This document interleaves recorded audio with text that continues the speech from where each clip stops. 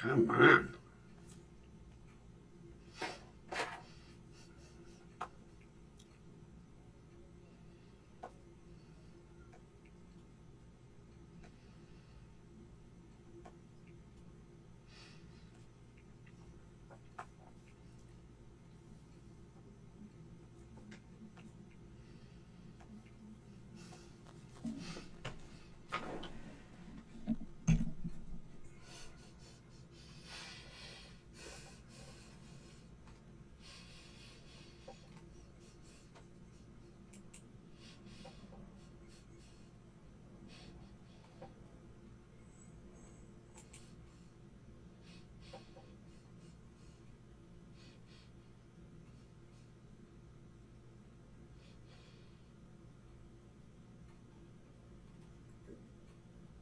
Jesus, good.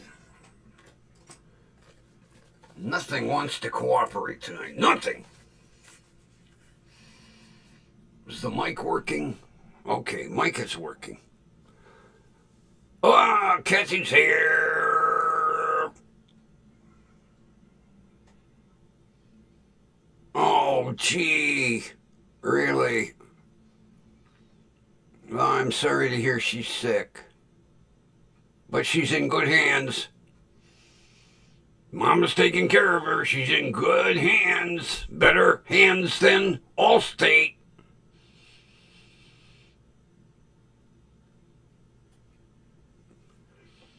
Oh, that's even better.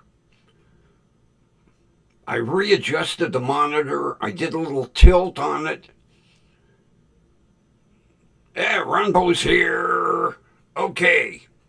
Let's do a little...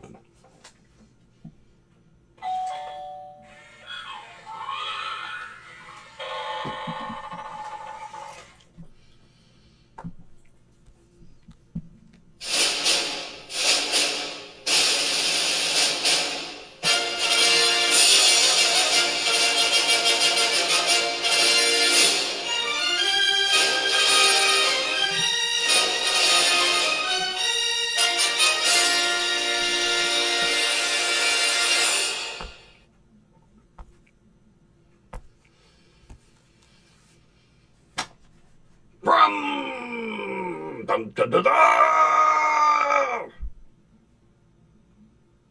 Oh, yes. From station WDWL TV, corporate studios located on Grumpy Vulture Boulevard, and we are broadcasting from Grumpy Studio on Grumpy Old Man Road. And for those of you who don't know who I am, I'm the Grumpy Old Man. There. Okay, we got that out of the way. And Linda's here. Oh, geez, yeah. Kindergarten, first, second, third grade, kids are crawling microbes of disease. Yeah, we talked about that the other night. You know, they don't understand the transmission of disease. And I mean, a cold, it's a disease in a way. But you know, one kid will be like, and then he grabs his pencil and, oh, you need a pencil here. And the other kid's got, and he'll end up looking for something, put the pencil in his mouth, and oh, yeah. You can have one sick kid, and within 3 days, the whole class is infected, and then parents, kids, yeah. Although, now this is disgusting, and I don't know who came up with this. It was like the University of Colorado or the University of Texas. They did get this, they did a 1-year study and it was a medical. I don't know if it was like last year medical school. They did this 1 year study. And it sounds disgusting. I'm sorry. Kids who picked their nose and ate it were 60% healthier and more resistant to childhood ailments than the kids that did not.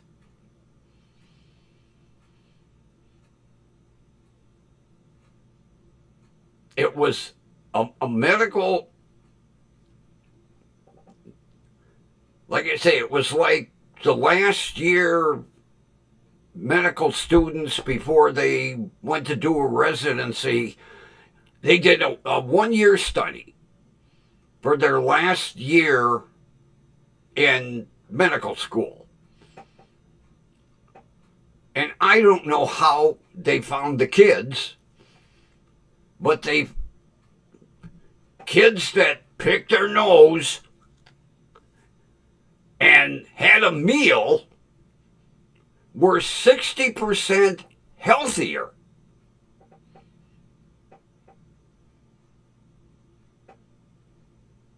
Not that I would recommend everybody, but yeah, it's, I don't know. I can't, if the professor came up with this, he's a sick son of a bitch. But they went around asking kids, do you pick your nose and eat it? Yes. And then they studied them throughout the year. And the kids that were imbibing on nasal meals were actually healthier. They didn't get colds. They didn't get the flu.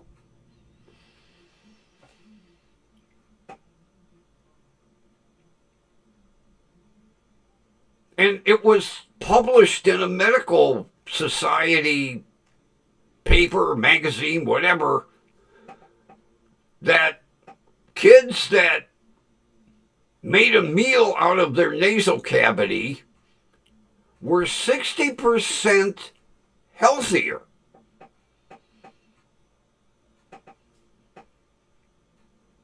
I'm wondering, could this be a cure for cancer?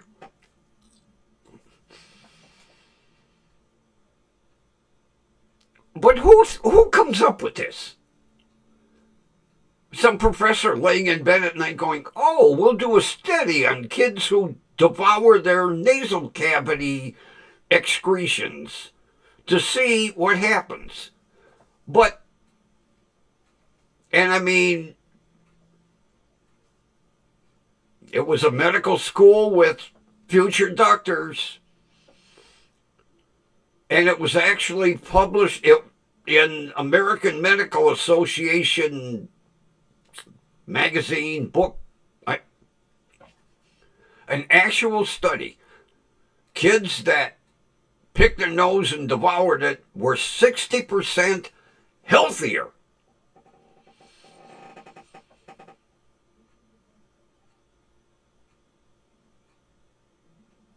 I wanted to throw up myself.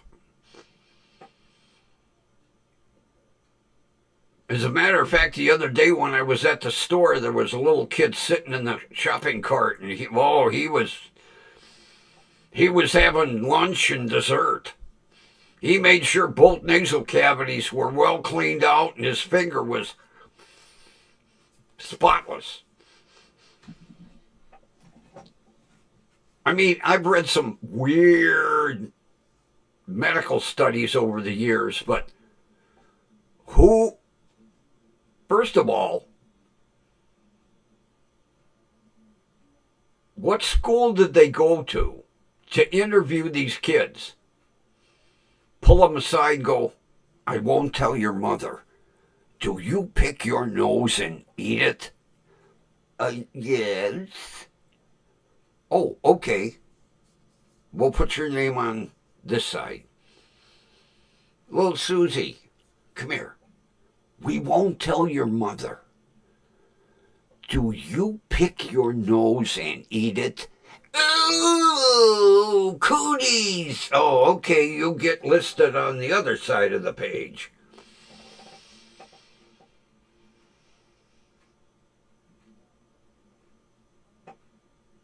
Oh, this kid in the shopping cart the other, he was a two-finger guy. Yeah, it was like 4 or 5 years ago that this study was done. I wanted to gag myself. Oh, jeez.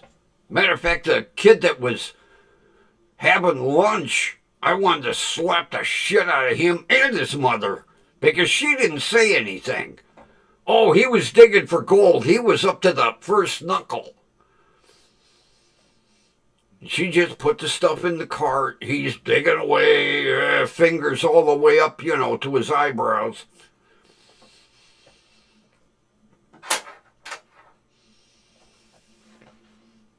So basically, you tell your kindergartners, if you want to be healthy for lunch, forget what your mother packed. Just dig in.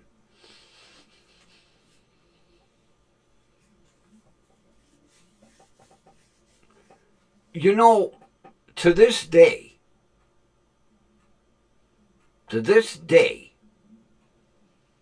I have hand sanitizer in my vehicles. And when I come out of the store, the first thing I do, a good dose of hand sanitizer. To this day. I mean, when during the virus, I mean, I didn't go anywhere without a mask and hand sanitizer. I even had a little one I carried in my pocket.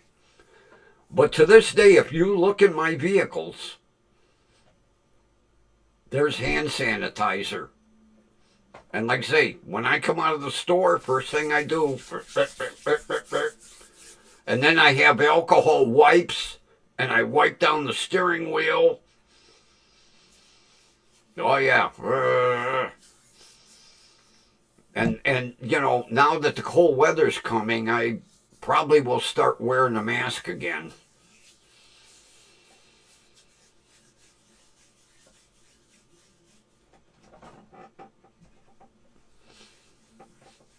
Oh, God, head lice. Oh, Jesus Christ. Yeah, it seems like no matter what school, it can be a high quality private school or it could be a ghetto school. Head lice. Oh, man. And all it takes is one kid and the whole class is. And that shit ain't cheap. When you buy that special goddamn shampoo and that comb and all. We went through that once.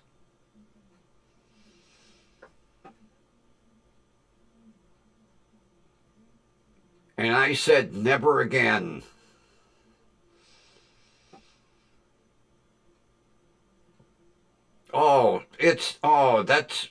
That's more disgusting than digging for gold. Come home with fucking head lice. Oh.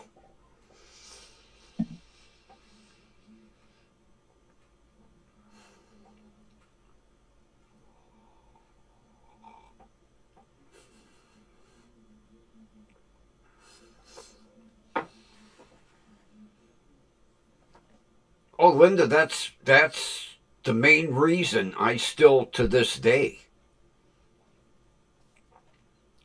And when I go to leave the cubicle You know, they have the hand sanitizer.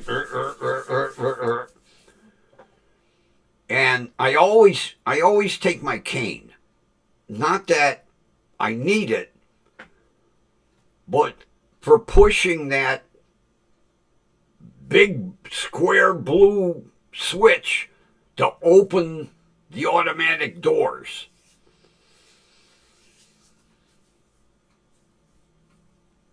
Oh yeah, I these hands are surgically clean.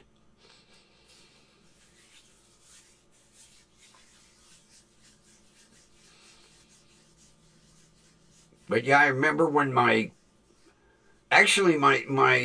stepdaughter at the time, she was oh god, what was she, 8, 9 years old? She got head lice from going to a weekend sleepover. It was a birthday party weekend sleepover. Drop them off on Friday night, pick them up on Saturday or Sunday afternoon. And one of the girls had them wonderful bugs, and all 8 or 9 girls that were in that sleepover all ended up with head lice.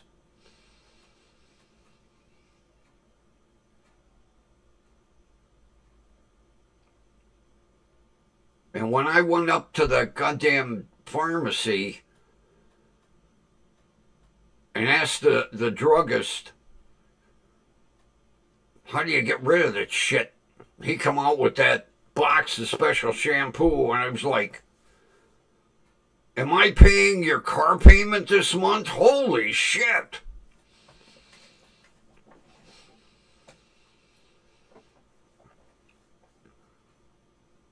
I was nervous as hell.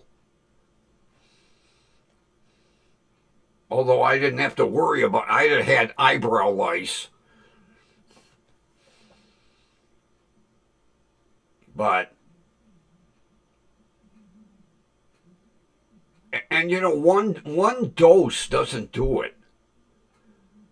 You got, basically they tell you, you know, wash constantly, use the whole bottle, you know, wash the hair in the morning, evening, comb, comb, comb, comb.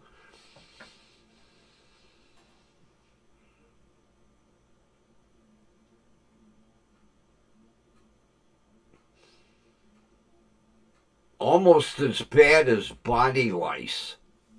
You don't hear much about body lice anymore. Matter of fact, I remember my uncle saying that back in the day, if the kids got head lice on the farm, they poured kerosene over their heads. That's how they took care of the head lice. Good old kerosene shampoo.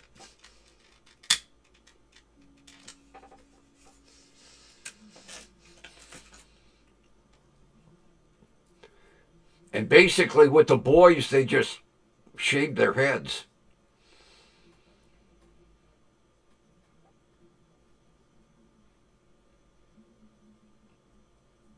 Well, Linda, you're a little more susceptible than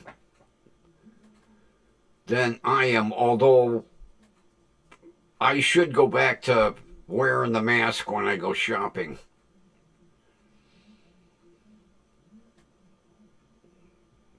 because there is another strain of the virus.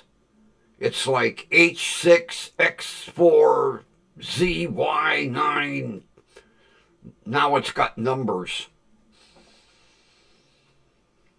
And they're saying right now, like in the Midwest states, it's starting to populate.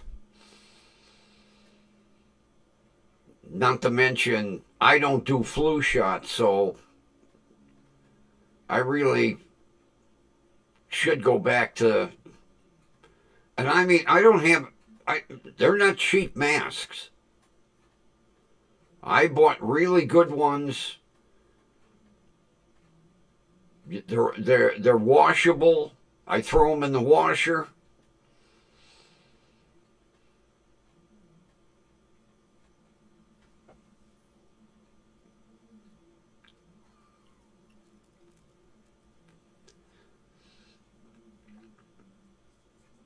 Yeah, as a matter of fact, yesterday my oncologist was like, I'm looking here at your records. You haven't had a flu shot. I said, right. I haven't had a flu shot in my life. He said, oh, you didn't have the virus vaccine. Yeah, right. He said, I said, hey, first of all, it's delivered with a fucking needle this long. I don't think so. Well, you should get, I said, yeah, I know. I said my neighbor had the initial and a booster and ended up succumbing to the virus. So don't give me this. You need, no. I heard too many people had side effects from it. I don't need that shit. I have enough health problems the way it is, let alone to willingly attempt another one.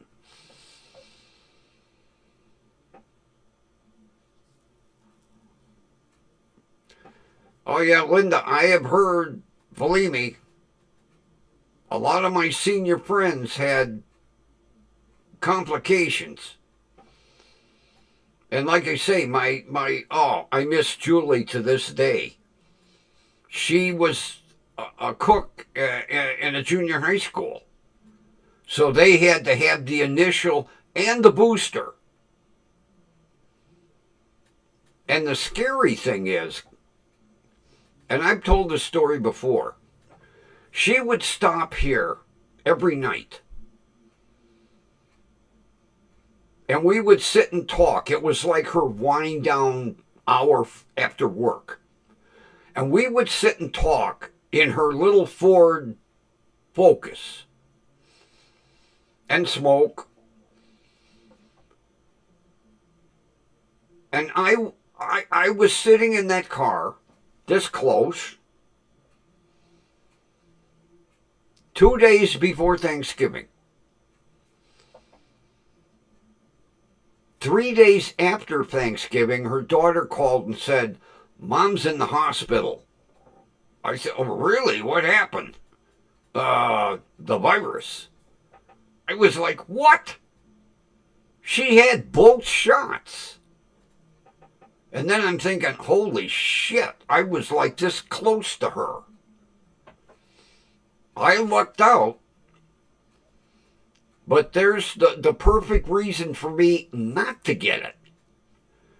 Because she had both shots and ended up getting the stinking virus. And about 4 days after her daughter had called me, her organs were starting to shut down and her daughter had to pull the plug. And God, I miss her to this day. Because back in 77 or 78, when they moved into the house that was kind of kitty corner from me, we had wonderful neighbors at the time. We all went over and helped them move in. Then we made a cookout to welcome them to the neighborhood. And then when Julie got her divorce, her and I talked even more and more and more. And like I say, it got to be every night she'd stop here. And I'd say to her, I said, well, why don't we go in? Have a cup of coffee and talk. She went, No, this is our private conference room. That's what she called her little focus. It's our private conference room. And we'd sit for about an hour, talk about whatever, smoke cigarettes. Sometimes she'd stop and get McDonald's coffee. And we'd be sitting there, coffee and, and then to find out that she was in the,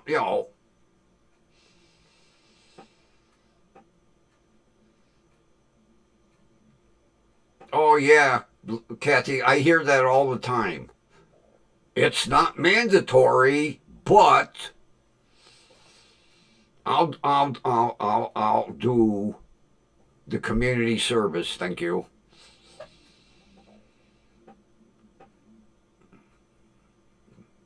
National Red Wine Day. That's all right. I don't drink wine. I don't like it. Although I take that back. There is one wine that I really like.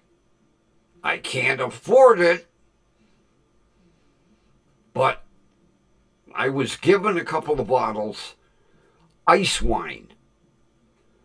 Oh my God, I love that stuff. Ice wine. But regular, no.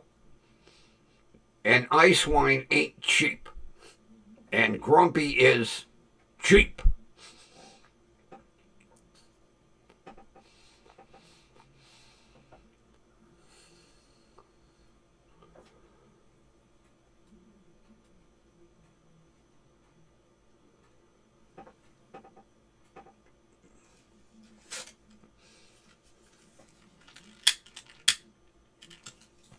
Yeah, Linda, I have heard many horror stories.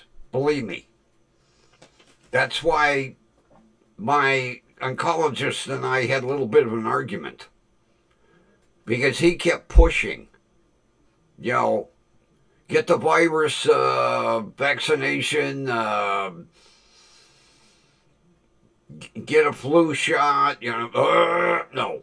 Nope, nope, nope, nope. I don't do any of that shit. Nope, nope, nope. Never have, never will. Nope, nope, nope.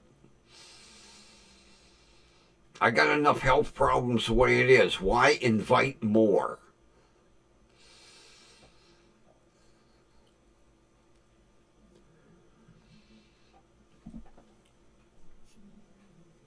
This mic sounds a little. Make a little adjustment here. Oh, last night, bedtime, I watched Jeff's response to Todd. And I was quite impressed. Matter of fact, I emailed him today to tell him so. I said, talk about somebody that did it like a gentleman. He was eloquent and on point without going ballistic. I really liked the way he handled it. And I emailed him today to tell him so.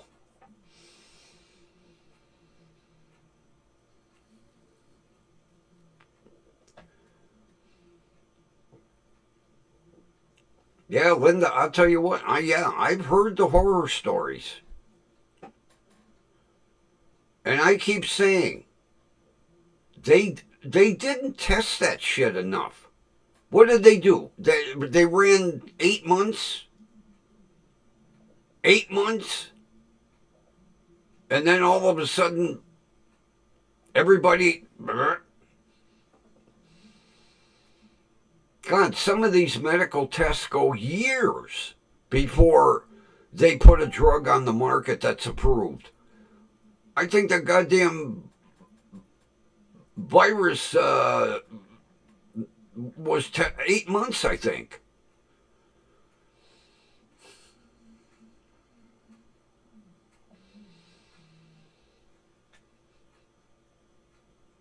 I don't think Canada made it mandatory, although the United States really didn't make it mandatory, but they really leaned on everybody like, oh, you better go, you know, with the threats. I don't know if Canada had a countrywide drive to get the shots.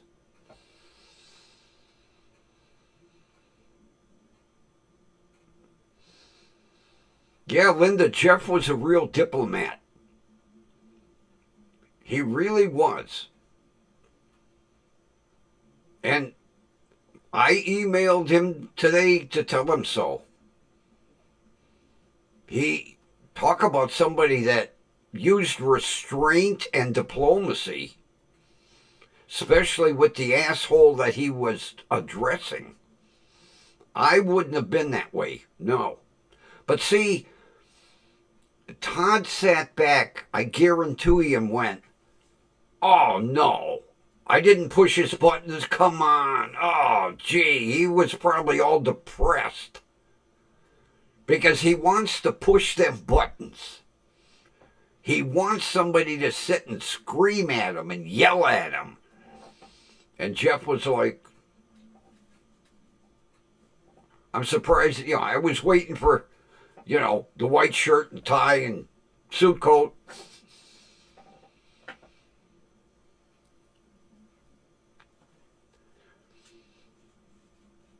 And I guarantee, after that, Todd was in a fit of depression. He probably sat in that basement in that stinky chair and was like, gee, what can I do to wind him up now? And I can imagine, oh, that chair has got to smell like unwashed ass. He lives in that goddamn chair. What is he? 8, 10, 12 hours a day?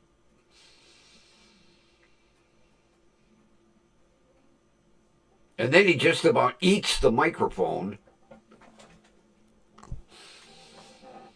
He's always grabbing it. Oh, good. Phallic symbol, he's fondling it. Oh.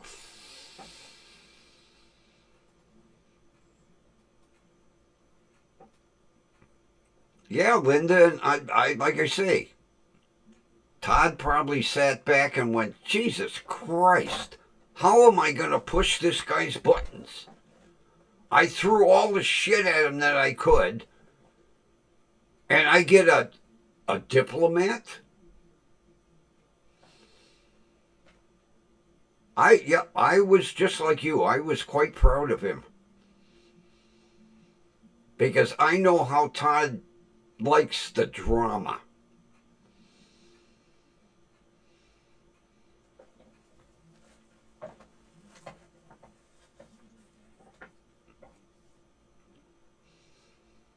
Well, you know, Linda, Chris kind of looks for. I haven't watched Chris in a while, but Chris always invited the problem. Chris couldn't keep his mouth shut. And he's always going to sue somebody. Oh, I'm starting a GoFundMe. I'm going to sue so-and-so. I'm going to sue so-and-so. I'm going to get my lawyer to write him nasty letters. There's an easy way to solve it. Get off of social media. Plain and simple.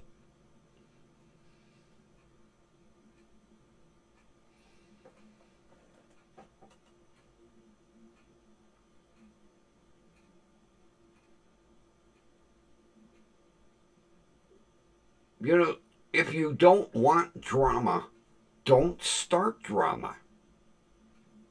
Plain and simple.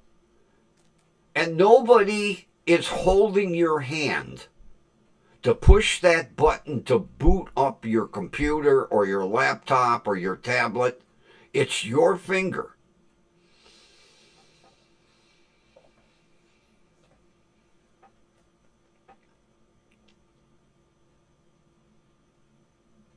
Oh, 100%, Linda. 100% correct. He don't know when to shut his mouth. But you got to remember, this finger does not have to push that button.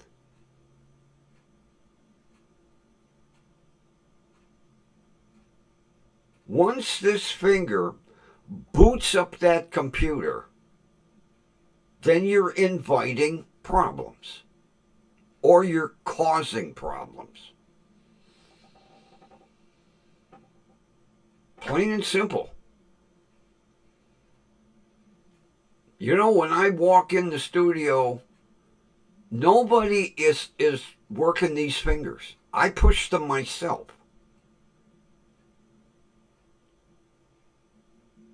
And if you don't want drama, don't use them fingers. But that's the problem that we have worldwide. Social media is an addiction.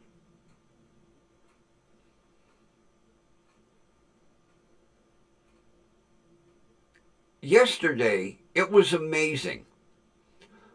I walk in to the registration desk. Everybody is on their goddamn phone doing something. I go up to the waiting room. There were 6 people. Everybody's got their nose in their phone. Mine was in its case. I didn't open it. I don't turn it on. I mean, it's on in case it rings.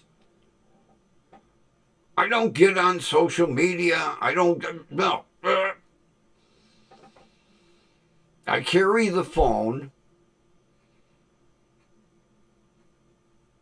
mainly in case my shitty vehicles break down and I can call my Allstate Motor Club. If my phone rings while I'm driving, I ignore the shit out of it. I don't wear my Bluetooth headset anymore. I don't need the distraction.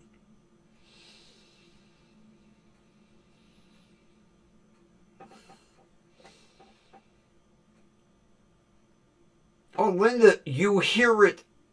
I watch all these detective shows. You hear these detectives while they're interviewing going, "Do you believe everything on social media?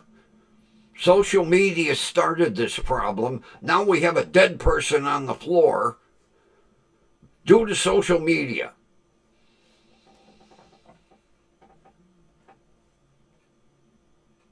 Like the one detective said, read 100% of social media, believe 1%. But it's an addiction worldwide.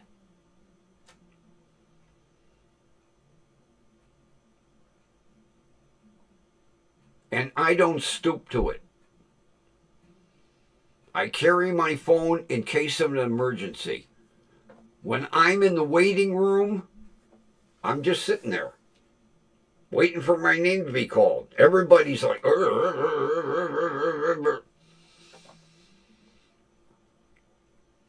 everywhere you look in that hospital yesterday, somebody was stuck to their cell phone.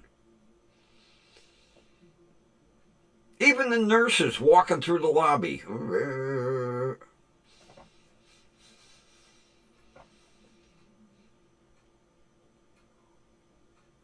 Not me. And I had one of the first cell phones when they came out. The good old Motorola brick. Of course, it didn't do anything. You were lucky to make a call or receive one. So I've had cell phones since their inception. But I've never gotten addicted to it.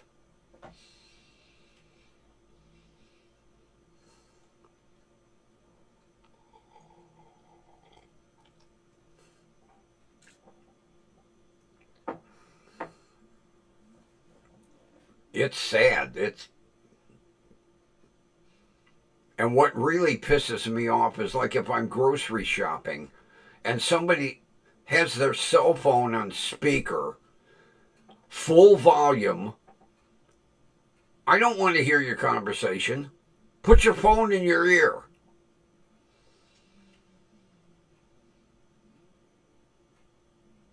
And they'll have it on speakerphone and have it right here. Take it on speakerphone, stick it in your ear. No.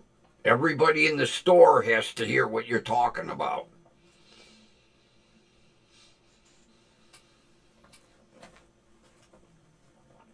Like I've said all along, cell phones were the best and worst invention.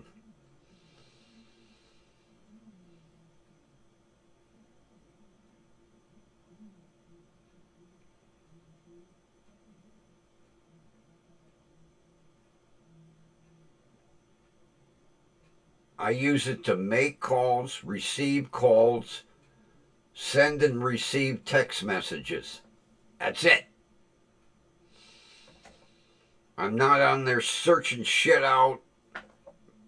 I'm not running a full-length movie. No. To me, it's a phone. It's not an extension of my arm.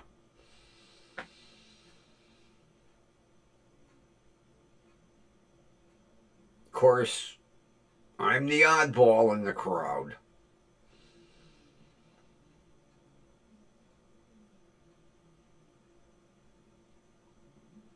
If there were 100 people standing in a room with a cell phone, I guarantee 99 would be on social media and Grumpy be standing there like, I don't ever.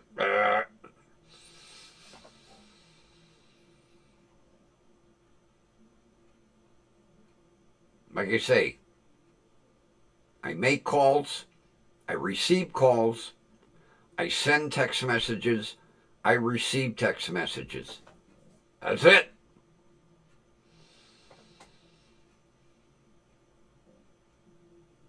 And if more people were like that, we'd have less drama.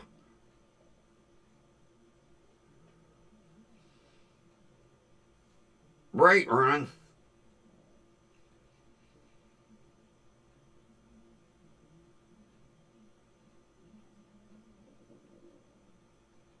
I mean, I got to hand it to Steve Jobs. He came up with a wonderful item. But now it's getting abused. And with newer and newer technology, I mean, now you got iPhone 16 Pro Max AI.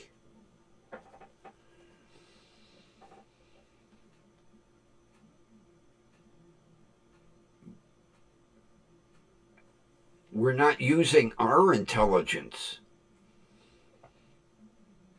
We're letting artificial intelligence start to run our life.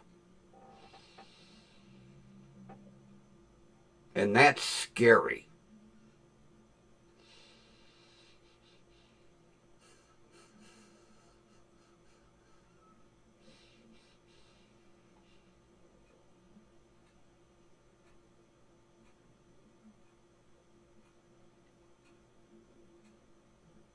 And I'll tell you something that's just as bad as that chat PGT or whatever the hell it is.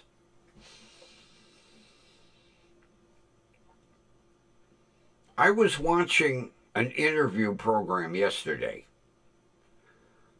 and the woman was talking about chat TGP, XQJ, whatever the hell it is.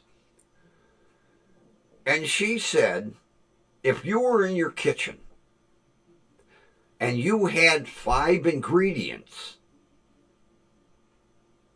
it would come up with a recipe. Years ago, we used to come up with our own recipes. We would experiment until we got it right.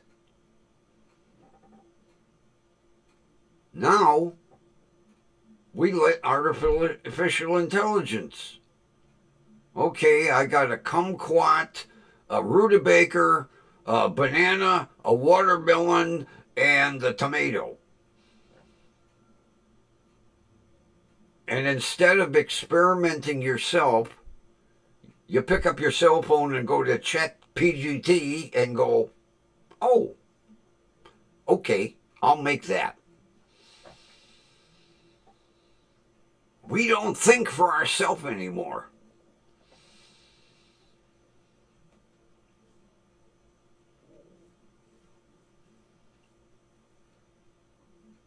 I swear that guy in Washington is using ChatGPT all the time.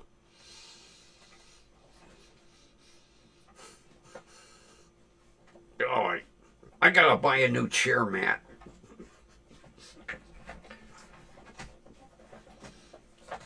Oh, come on. It has big divots in it.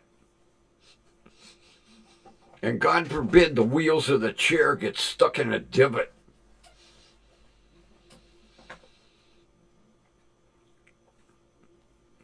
And I have to have a mat because I got carpeting that's about that thick.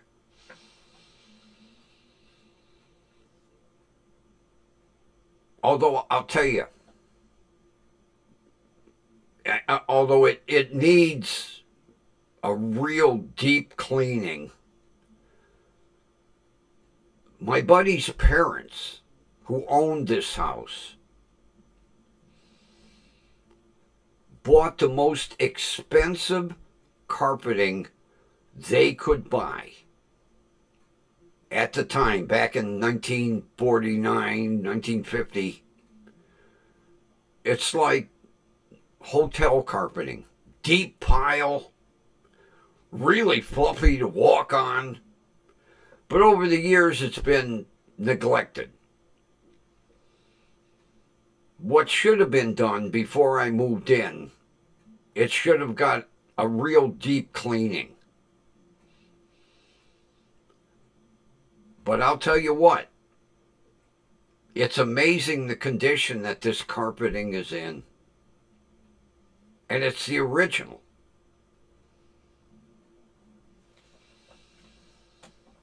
That's another reason I have to have a chair pad.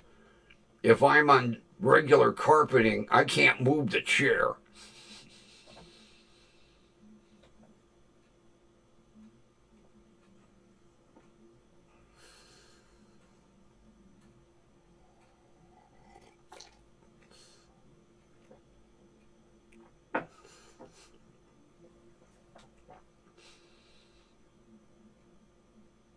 Oh, I had a good time up at Mark's today.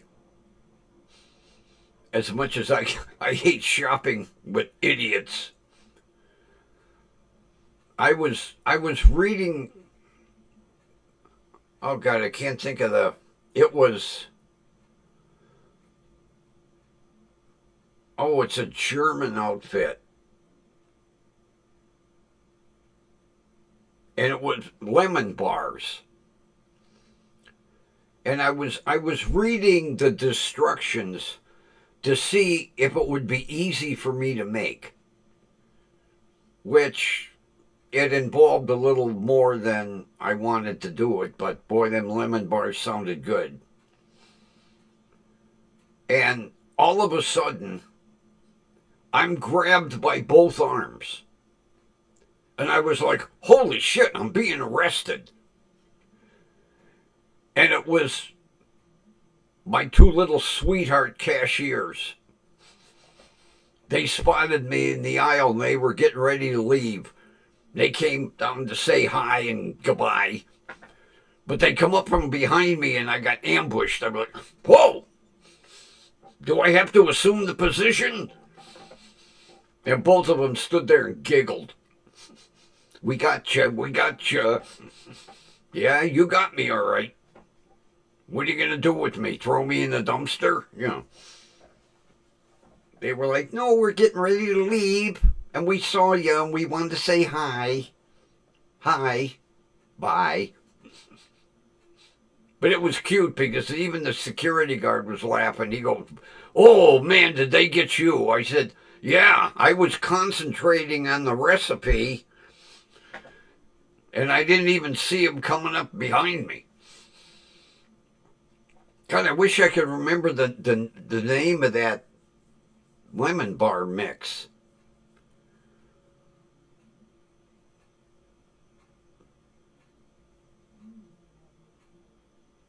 But boy, they sounded good, but it was a little more involved. Krusties? No, that don't sound right. It's something like that.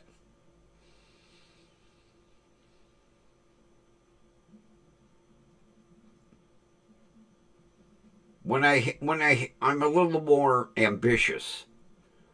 I'm going to buy a box and make me some lemon bars because you have to make the lemon mix and then you have to make the crust and just too involved for me. But one of these days, I'm going to buy the box. I'm going to try them because, boy, they sounded. Oh, of course, you know, the photo on the front of the package has been retouched so many times that it's perfect. My lemon bars wouldn't look like that coming out of no.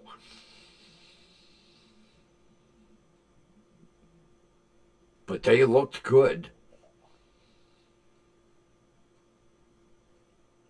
Is that it, Krusty's? Was that?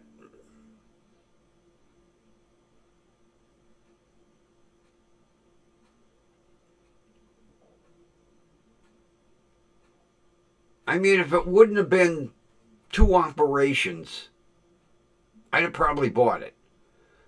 But I'm not up to make this, set it aside, make that, then take and pour that into this.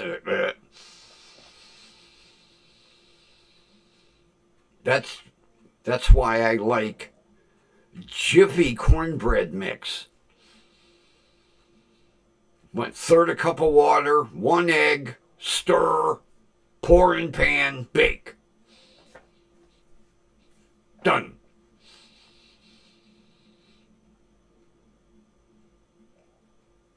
And actually, for being a lazy man's way of making cornbread, stuff ain't too bad. And I don't know why I was looking at, because I've got cornmeal out in the cupboard. I can't remember what brand it is. My buddy's wife bought me one. Expensive. It's not cheap cornmeal. Because I told her I liked, corn muffins and cornbread. And one day she stopped and went, here, look, I got you cornmeal. Thank you. Now I have to bake.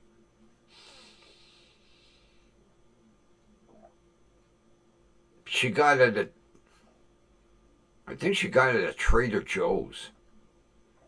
She loves Trader Joe's. Oh my God. She probably spends at least $100 every trip at Trader Joe's. Although with the prices at Trader Joe's, $100 is 4 items,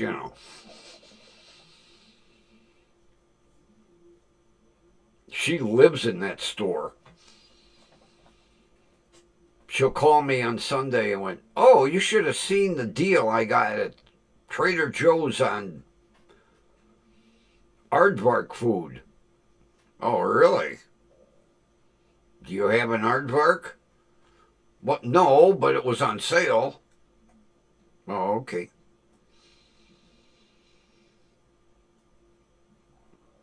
I can imagine what her pantry looks like.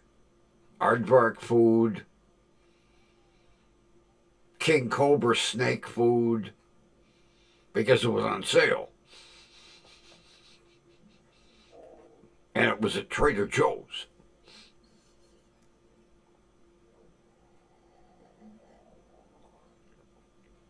One store I've never been in, Trader Joe's. I've never been.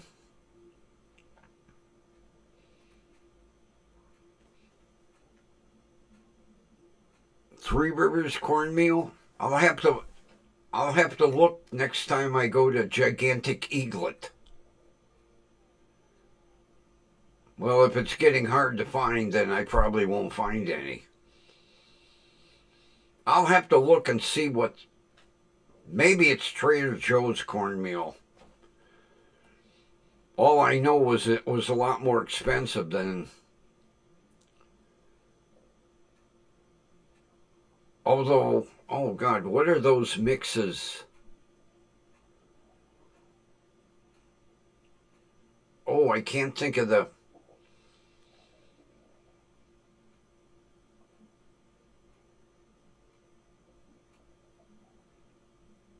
Oh, damn it. There's like one section in the store. Just a little section.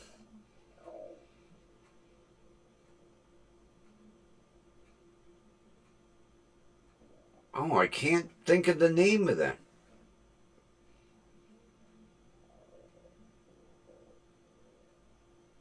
They're all natural.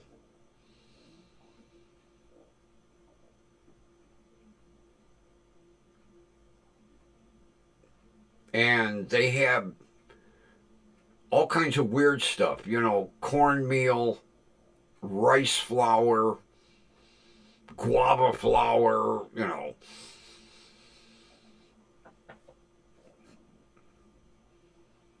something, red mill. Does that sound familiar? Red mill?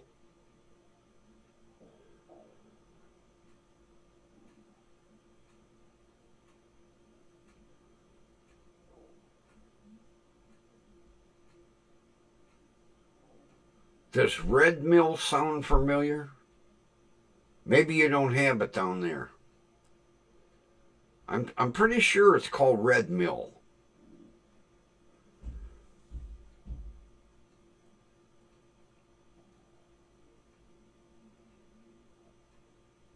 They have some really great product.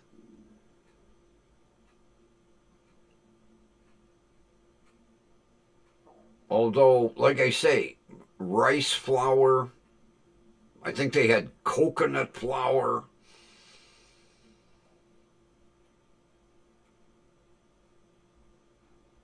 I like their cornmeal.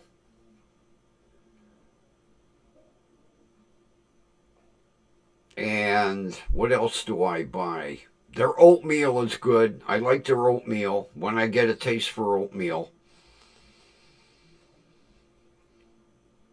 Their cornmeal, their oatmeal. I bought a package of their regular flour, their stone ground.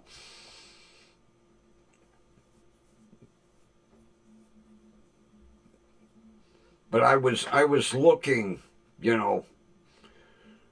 regular flour, buckwheat flour. Then I see coconut flour. Coconut flour.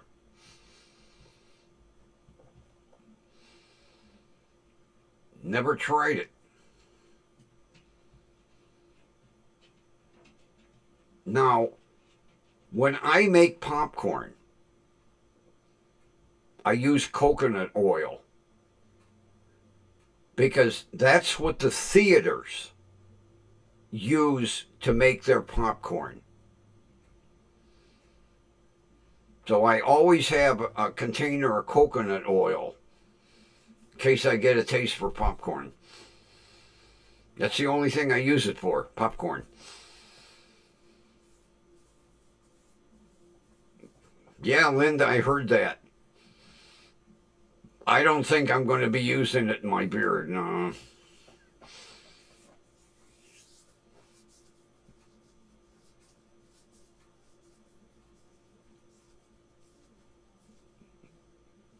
But I'm pretty sure Red Mill is the name of the company.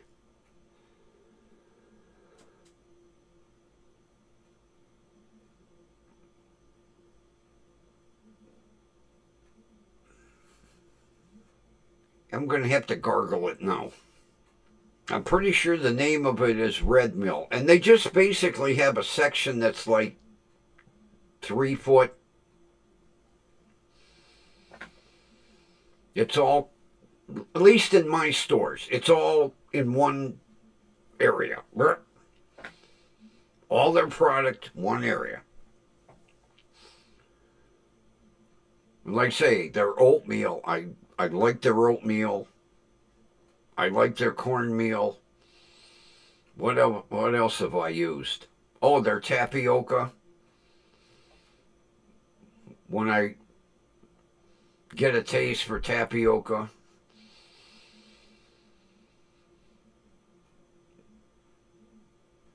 But they've got like a little bit of everything. But I'm pretty sure it's Red Mill. I might be wrong, because usually I am. Most of the packages are like blue and white.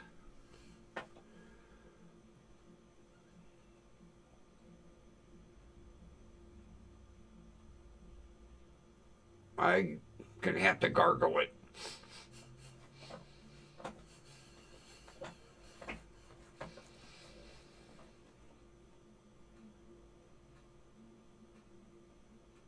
Oh yeah, the Robertson, they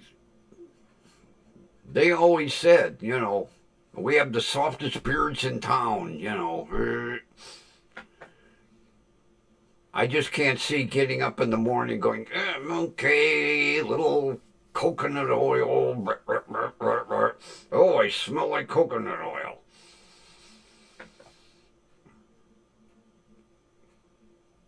That's it. Bob's Red Mill. I knew that somebody would save me. Kathy saved me. Bob's Red Mill. I like their products. I really do. They're a little pricey, but I don't mind paying for quality. And to me, I feel they make a quality product. I'd say I've got their oatmeal, their cornmeal, their tapioca mix. What else did I get?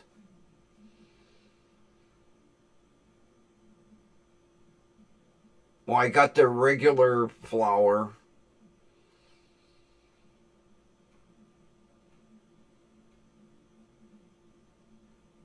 I've tried some of their items, not. I'm not. I'm not into that cooking anymore. Back in the day when I had a wife and my kid was a kid, I loved to cook. I loved to bake bread. Oh man, was I on a kick for baking bread. Oh my God. Well, if you like tapioca, try Red Mill. I was impressed with it. I really was. It was so good I ate like the whole bowl in one sitting. You didn't hear that, Doc.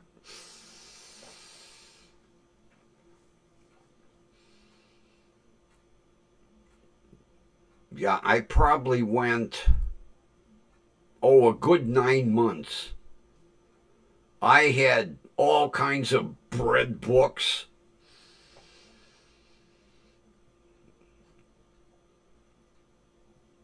Every weekend it was a different bread. Some of them were pretty good. Some of them were pretty crappy. I had, Jesus Christ, talk about, I had bread pans of every size. I, I made a pretty decent rye bread, a pretty decent sourdough, good white bread. But then I started getting goofy. Oh, here, let's see. What do we got here? Rutabaga kumquat bread. Oh, okay. Ugh. Ugh. X that one off the list. It's amazing how many bread recipes are out there.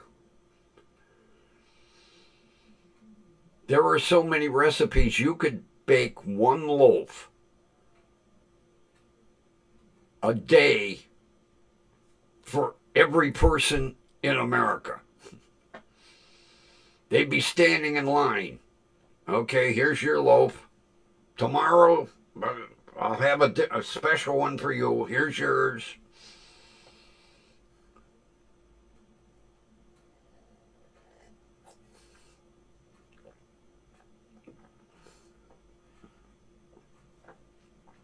Although I got pretty good at baking bread. One thing it taught me was patience. You can't rush bread.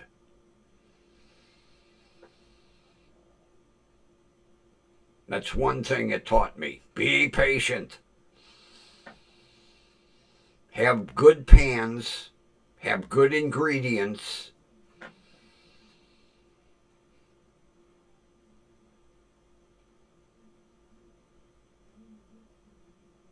Actually, one year I made fruitcakes. Something nobody on earth eats. I think there's like one fruitcake in the world, and it gets passed around. Nobody eats it. They just save it for next Christmas and go, "Oh, Fred and Marianne, here. I got you a fruitcake." Then the next year, Fred and Marianne are like, "Hey, Ron and Cynthia, I got you a fruitcake for Christmas." And they just pass one fruitcake around the world. But I used to make, when I made my fruitcakes, I put coconut in them. I mean, you put all the other shitty fruits in there, but then I would add coconut. And people really somewhat enjoyed eating fruitcake because the coconut gives it a little different flavor. I used to make mini fruitcakes. I had pans that were about that big. Little tiny fruitcake. Here you go. It's tiny. It's easier to throw away. Yeah. Some people appreciated it. Some people, I can guarantee, the first garbage can they walk by,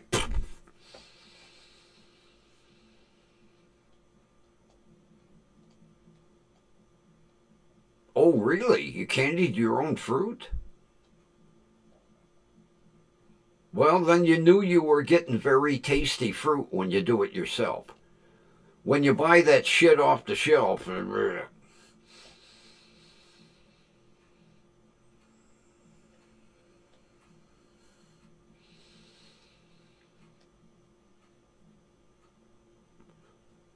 I thought I was the oddball with coconut.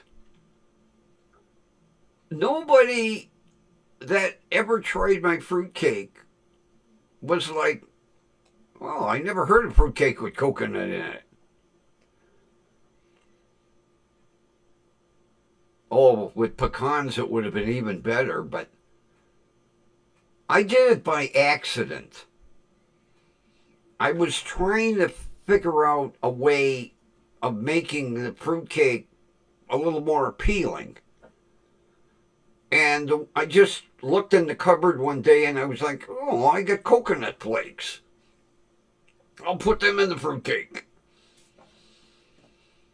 And it does give the fruitcake, to me, a better taste. But I thought I was the oddball. I guess not. Linda puts coconut in hers. And pecans.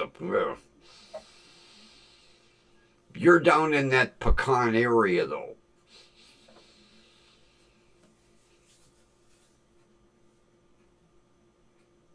Well, B. I thought I was the oddball. Because I've never seen a fruitcake recipe that said coconut. I just wanted to add something different one day. You know, oh, hey, coconut flakes.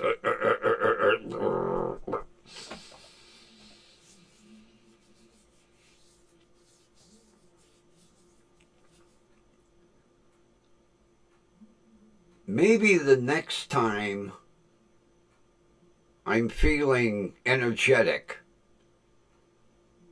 I'll make some fruitcakes with pecans. I'll put the coconut in, but I never thought of adding. Oh, you learn something every day.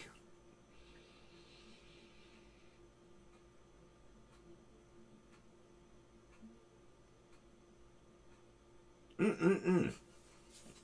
That sounds tasty. I like pecans. I love pecan pie, but kind of tough eating it nowadays with no teeth. Oh, I used to love pecan pie. Oh my God. If I would go out to eat, I would, before, I'll tell you what, I'd go into a restaurant. And before I would get seated, I would ask, do you have pecan pie for dessert?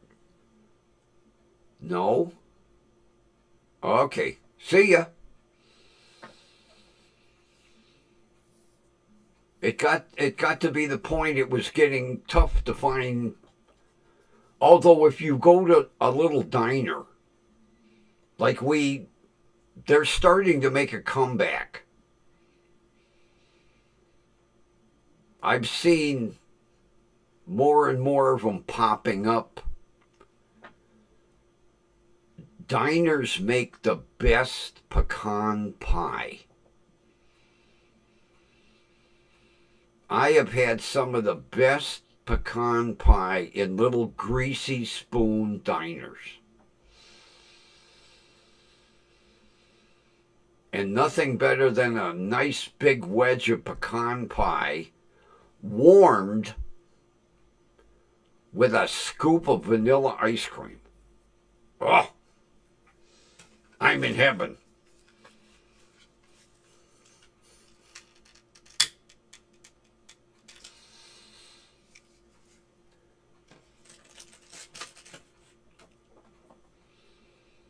We used to have a neat little diner right at the corner of 117th and Lorraine. And then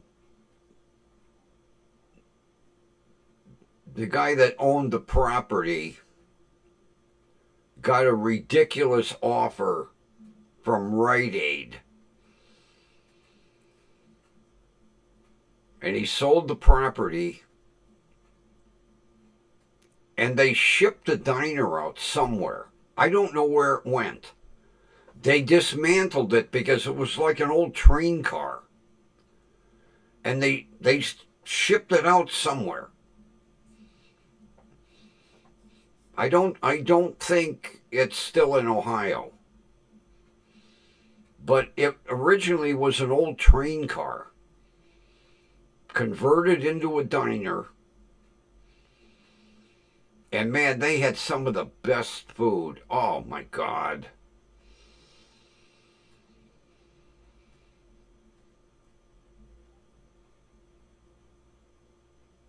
And the best pecan pie. Because the guy's mother, it was like her great grandmother's recipe. And all the pies were homemade back in the kitchen. But the pecan was the best.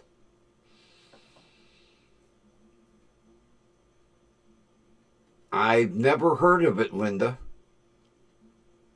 Orange slice candy cake. I have never heard of it.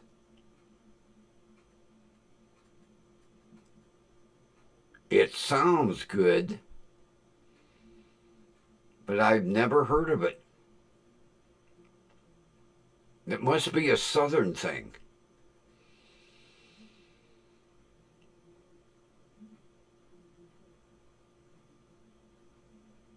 Maybe a real southern thing. If Kathy hasn't heard from it, she's down there in that southern area. You must not be southern enough, Kathy.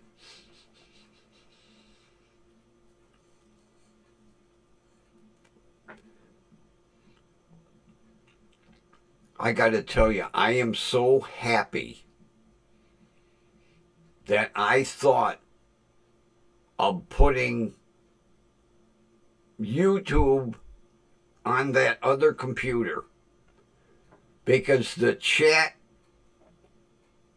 is, as a matter of fact, I repositioned the monitor so that the chat's like almost in my face. I don't want to get that in the way of the camera. I'm kind of moving it a little bit. There, even better. That way I can look kind of straight ahead. Because I think the host should look at the camera. Like the newscasters, you know. Of course, they're reading a teleprompter. That's why they're looking at the camera, because the teleprompter is right underneath the camera lens. I've been in professional studios, I know.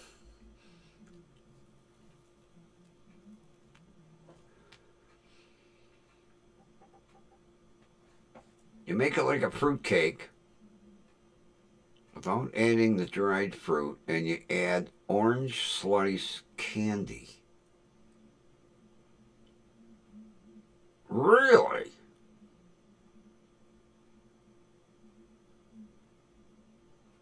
I'm going to have to try that. That sounds delicious.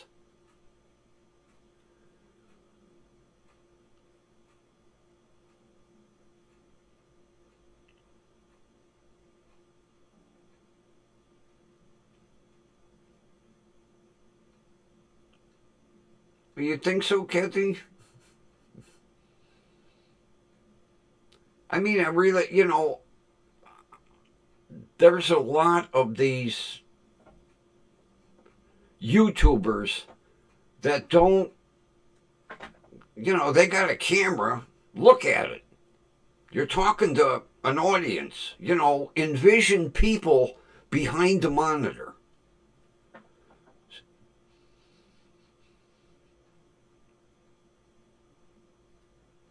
Because you're talking to people. Look at them now and then. You shouldn't be smoking, but bad habit. I know, Doc, cut down. Yeah, I know.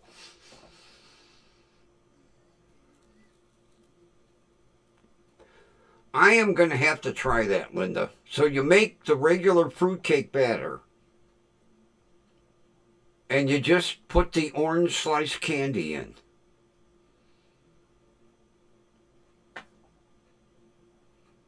I'm gonna have to dig my fruitcake recipe out, and I'm gonna try it. That'll give me an excuse to go up to B.A. Sweeties. Oh, I'll end up spending a fortune in there. Of course, I'll be able to get my dad's root beer.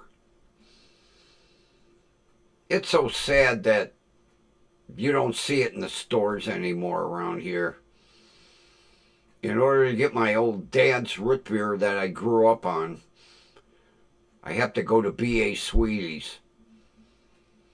And you can't just go in for the dad's root beer. I have to get Charles chips. And then I have to get candy.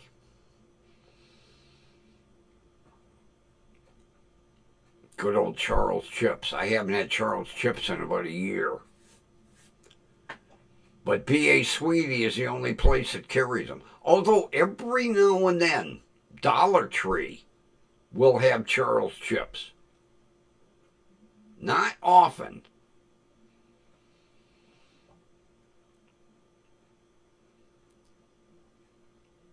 Oh, no, Linda. I draw the line at dates. Oh. My mother's favorite was date nut cake.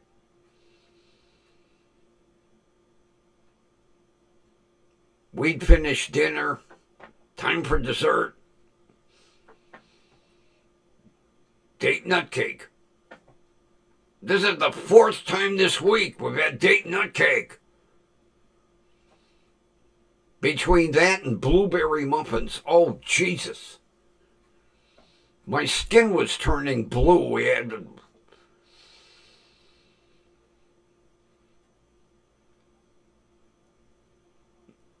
Yeah, Kathy, the only place I can get Dad's root beer is at B.A. Sweeties. They're at Ridge and Brook Park. Big candy place. Big. Huge. They got Dad's root beer, Charles chips,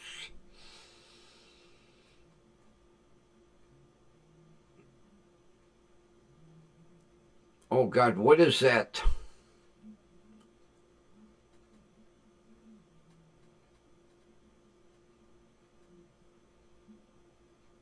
They have, I remember drinking it as a kid.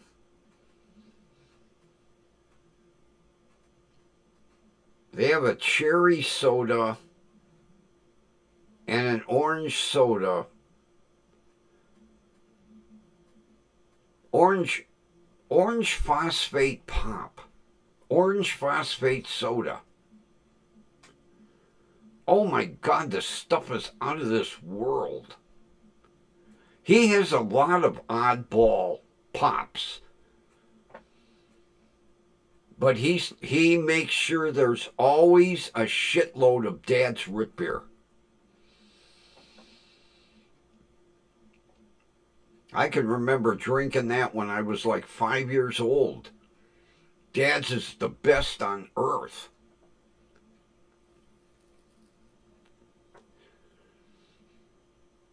There is no root beer right now, today, on the market that comes even close to Dad's.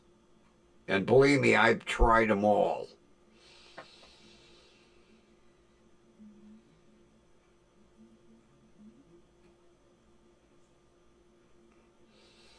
Yeah, there were 2 things that my mother went bonkers. When blueberries were in season, blueberry muffins. And date nut cake. Oh, she made that for my birthday once. Oh my God, I wanted to throw it at her. Set the cake down on the... Of course, she had it all covered with frosting, you know. Candles. Happy birthday to you. Blow the candles out. Okay, cut the cake. Date nut! Oh, it was the most depressing birthday I ever had. Date nut cake for.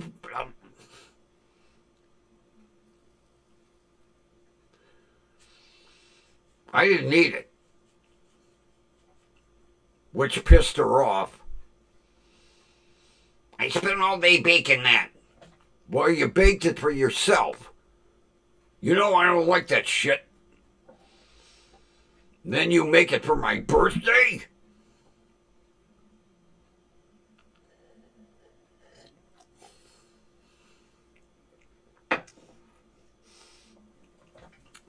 Oh, I gotta tell you about when I was in Mark's today. Oh, you'll love it.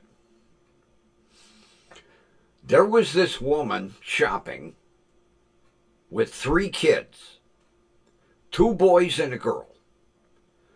I would say the oldest had to be 9 or 10. Then the next one, I would say 7 or 8, and the girl had to be 6 or 7. And they were giving her a hard time. And she was trying to be very patient.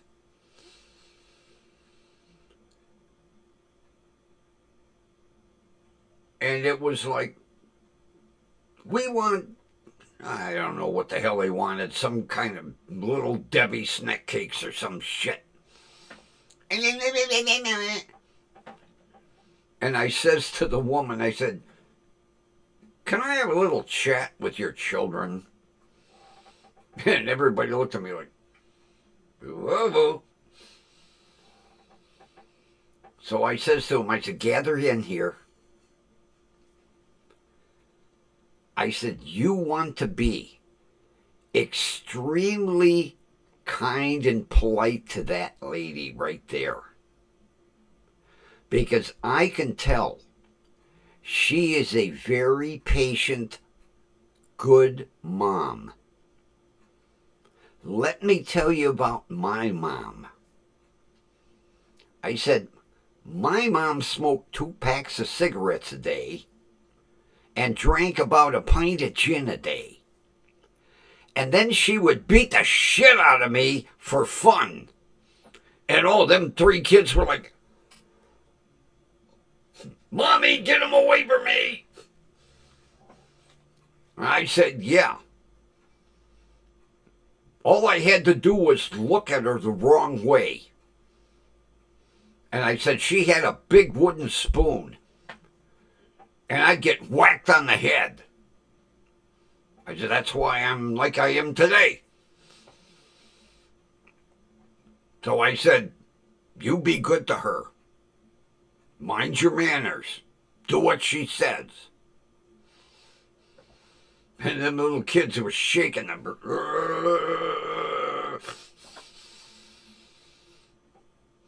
And Mom thanked me. I said, well, I grew up in a different era. I said, parents beat the shit out of their kids and nobody said nothing. There was no such thing as all this bullshit at school. Oh, you have a little bruise on your finger. How'd that happen? Well, my mom accidentally, we're going to call Child Protective Services now.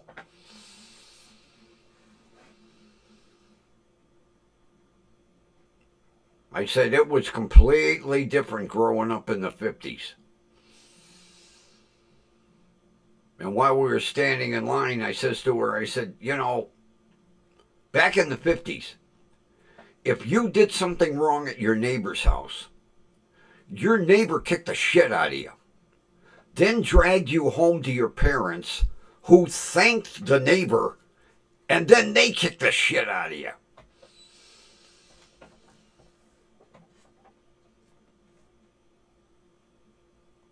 I said, these kids today don't know how good they have it. Your mom smoked 2, really? Yeah, mine. My mother, 2 packs of cigarettes a day. And there was always gin in the house.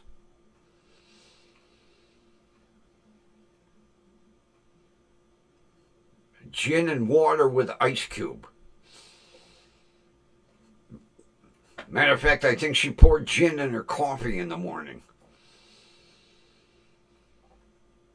And all I had to do was blink my eyes the wrong way. Oh! Oh! Oh! Not the head, Mom! Not the head! Please! My brain is rattled the way it is. Shut up! Oh! Oh! Damn! Ow!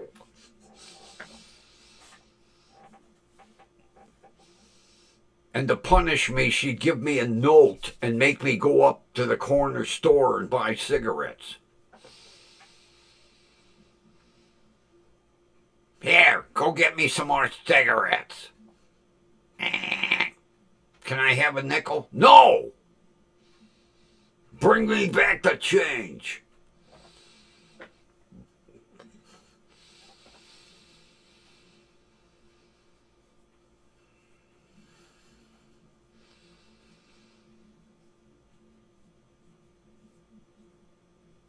Oh, that kid should have been removed from them at birth.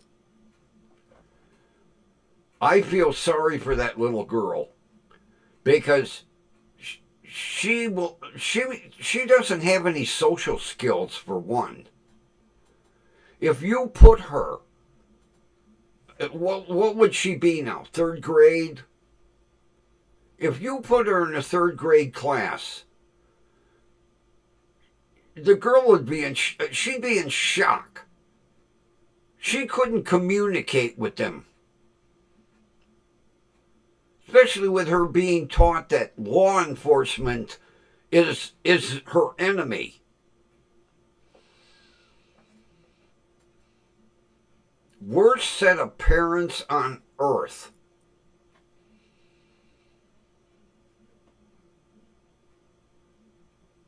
I wonder if she can read and write, because she's not getting schooled. But she has no social skills. That kid is going to be so picked on in life and bullied.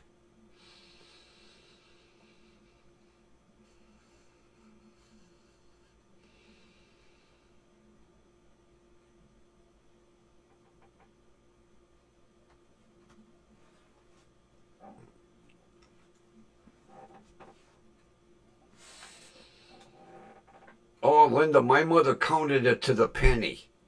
Because she'd say, make sure you bring the receipt. All right, I should have 48 cents here. 10, 20, 30, 40, 5, 6, 7. Hey, where's that penny? They're a penny short. Go find that penny.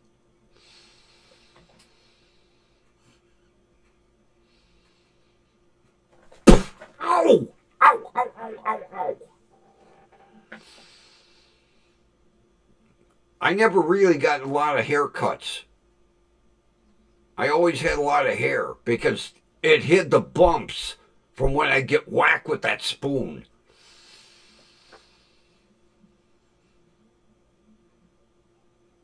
Oh, Kathy, you don't know Jeremiah?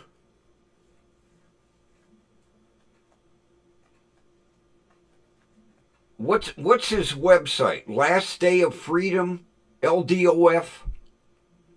I think that's his YouTube channel. His daughter's got to be, 7 or 8 years old? She has never been to school. Never. They live out of motel rooms. And they go back and forth between,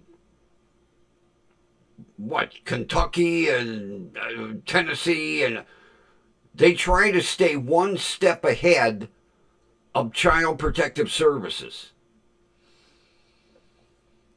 They're disgusting. And then they beg on a street corner, and she sits in a little wagon with an umbrella over the top of it. And they literally panhandle on the street corners. And Jeremiah has taught his daughter how to say, fuck the police. And he used to sell her, if you wanted to spend, 15 minutes talking to his daughter, you had to give him a donation.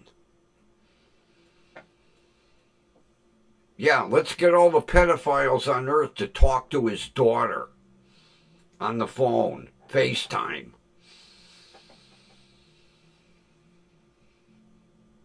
But they stay one step ahead of Child Protective Services because they bounce between like 3 states. But the kid has never been in school. Never.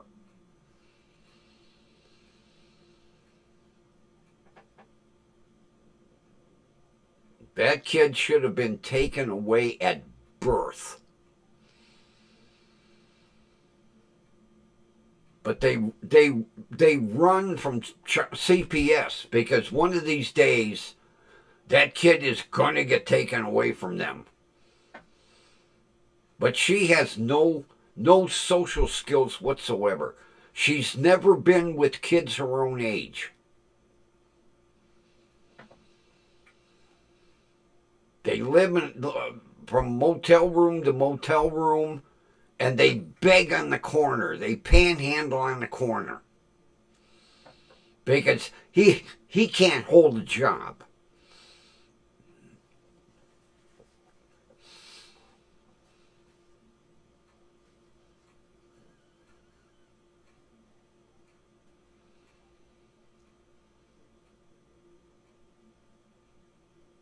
Did CPS finally catch up with them?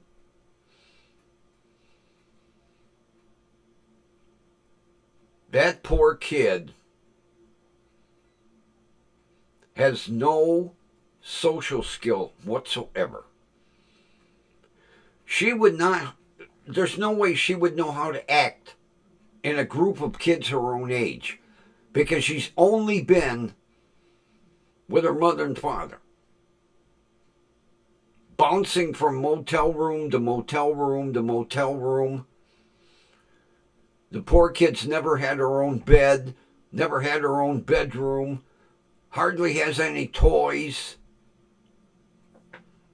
Because you can only have so much shit when you're moving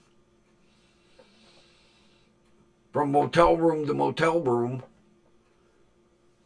And then he gets on YouTube and begs for money.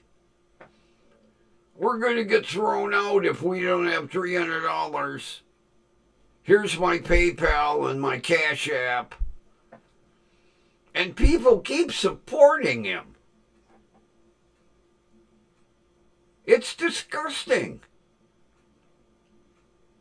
And when he was selling FaceTime with his daughter, I can imagine the pedophiles were lined up for miles.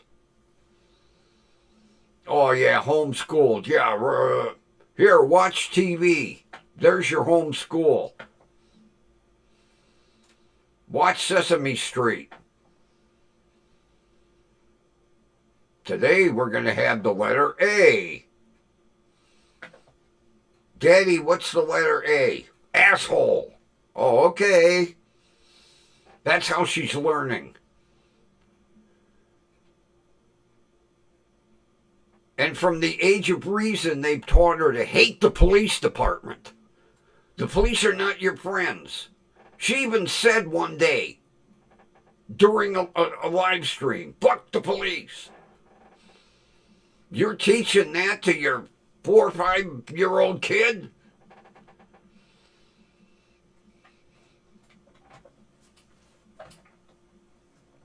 The most disgusting set of parents that walk this earth. Both of them should be in jail. And that kid should be in a foster home, a loving foster home that's going to teach her social skills and how to interact with kids her own age.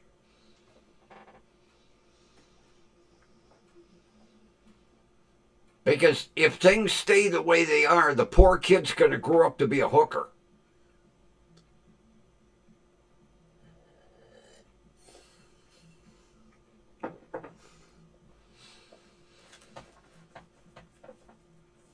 I'll be hearing it from Jeremiah. Somebody will tell him. Brr.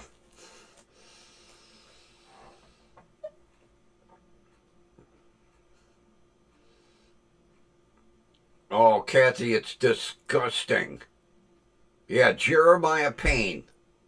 LDOF, Last Day of Freedom. That's his YouTube channel. Last Day of Freedom.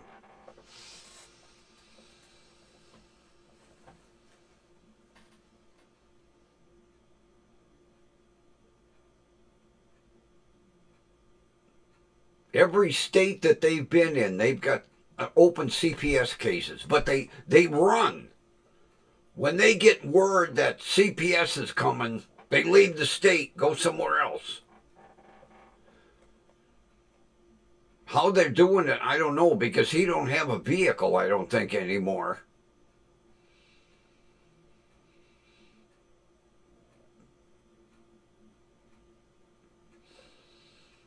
I don't know if he still has.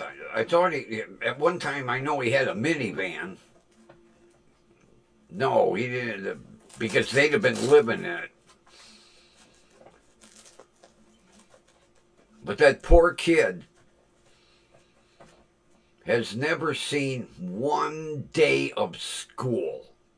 Not one. And he gets on YouTube going, oh, we homeschool her. Yeah. Here, we're going to teach you how to beg on a street corner. We're going to teach you how to write a sign. Poor family, needs help, homeless. And his wife has been wearing that walking boot for like 5 years. Stand on a street corner in a walking boot to get even more sympathy. With their daughter in a wagon. We're homeless.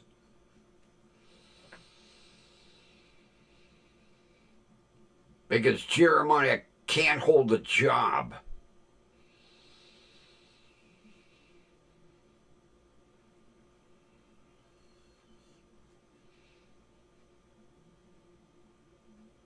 Yeah, what happened to Grandma? That's right, Grandma used to be with him.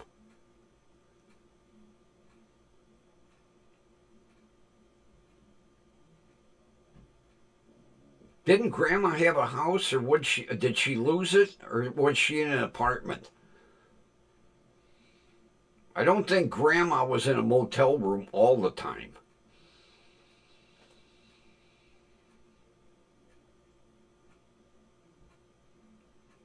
I haven't seen Grandma in a while.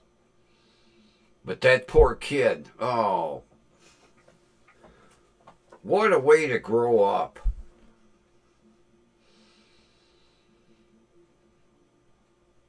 CPS they would not know what grade to put that kid in. She'd have to go to kindergarten. Because I doubt she knows how to read or write.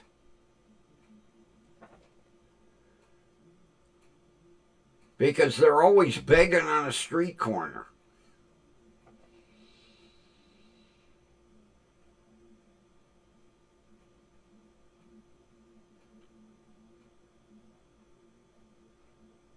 That kid deserves a home with several kids.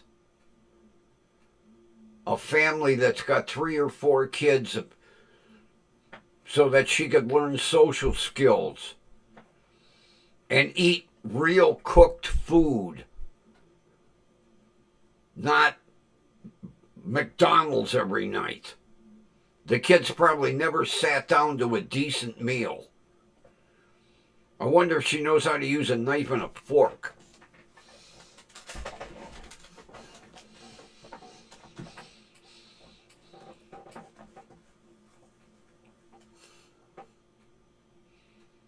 Because that's all they eat is fast food. They can't afford to go to a restaurant and get a good meal. So it's, Burger King, McDonald's,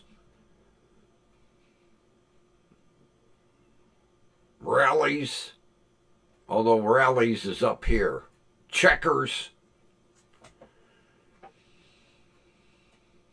That kid would not know how, probably does not know how to eat off a plate. Food on a plate. What's this? What are these metal things? I'm supposed to eat with these? No, I eat with my hands. Like some native in a jungle. I bet the kid has never had a real plate of food.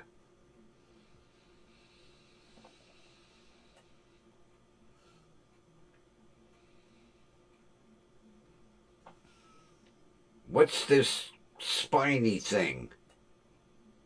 Oh, it's called a fork? What do I do with it?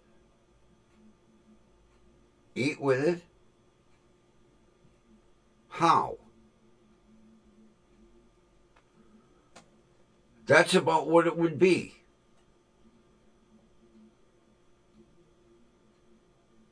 Now, she probably knows how to use a spoon because she's probably eaten cereal.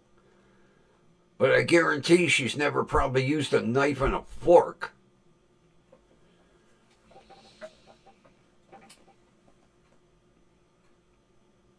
The kid would be in shock sitting at a dinner table with a plate of good home-cooked food, a knife and a fork. She'd probably run and hide.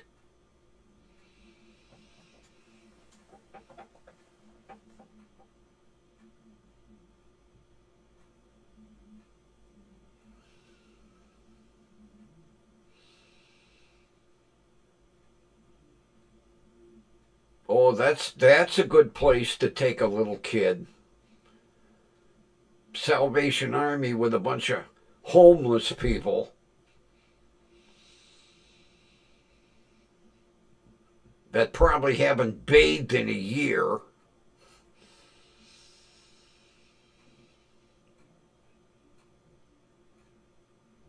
It is so sad. Oh, it is so sad.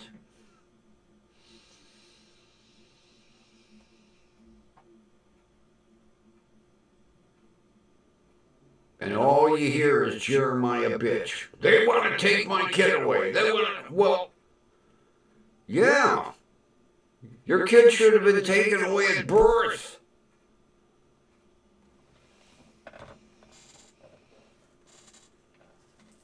I mean, I would hate to be in a situation where somebody walked in and took my kid from me.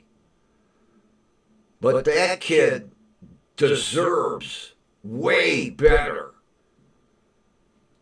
She needs to be around people.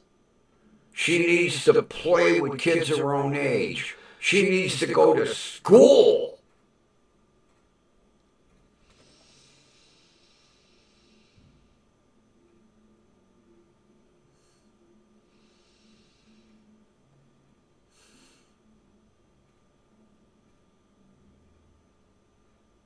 Yeah, but that's not a place for, what is she? 5? 6? It's not a place for that kid. All she's ever been around is her parents and some other adults. I guarantee she wouldn't know how to interact with kids her own age. That's the sad thing.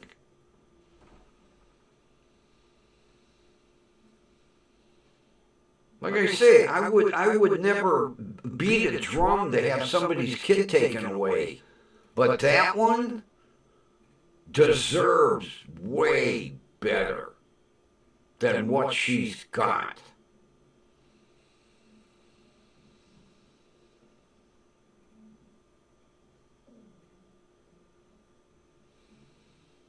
Oh, she's a little cutie. And when you actually, I mean, a lot of times you'll just see her back. But there's been a couple of times where, you know, they showed her standing next to the wagon. And she's an adorable little child. But she deserves better than being taught to hate the police and hate EMS and hate the fire because they're all against you.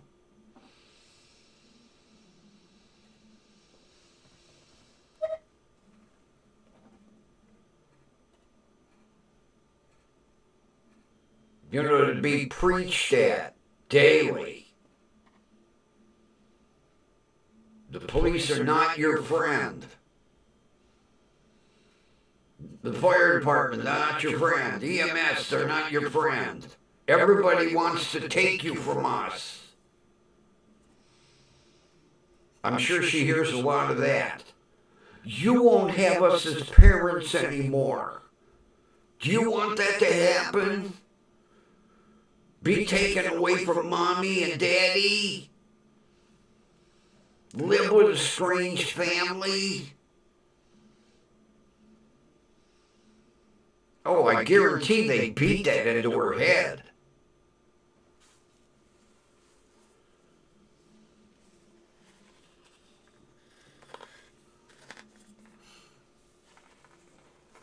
And then, like I say, when he was selling airtime with her, you can talk to my little 5-year-old. Some 50-year-old pedophile is like, oh boy. Because you can guarantee a normal person wasn't paying for airtime. He probably recorded it and plays it over and over. Oh.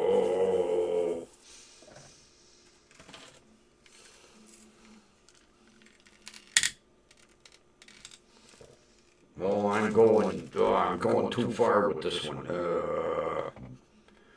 Even though I get this little dinky channel, word will get out somehow. I'll be getting hate mail from LDOF. Next thing I know, he'll be doing a live bitching about me. How dare he say them things?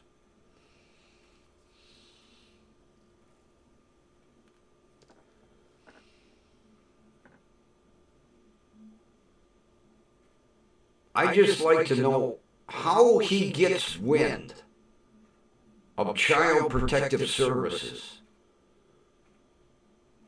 Because when he gets wind of them sniffing him out, they leave the state, go somewhere else.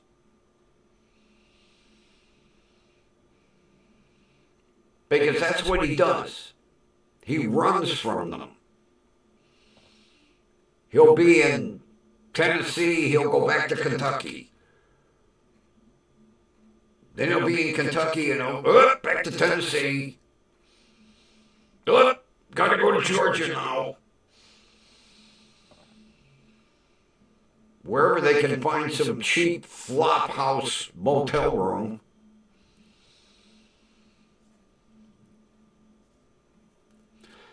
Oh, Linda, you know me. I wouldn't care.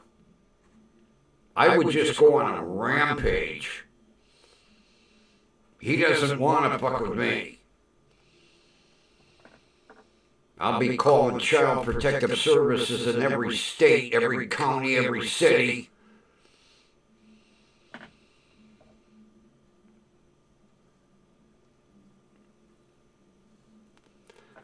That child deserves a nice home, a nice family that would show her love, go to school, get a real education, be taught that the police are your friends.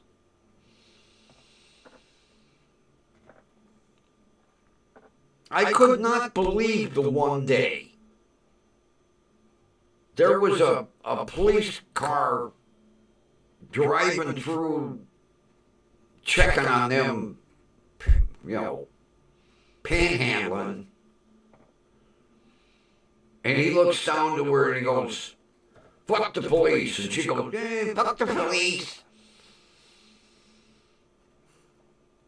I'd have washed his mouth out with hydrochloric acid.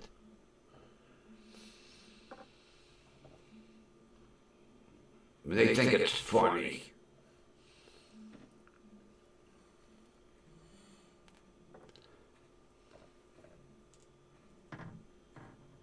I really feel sorry for that poor little child.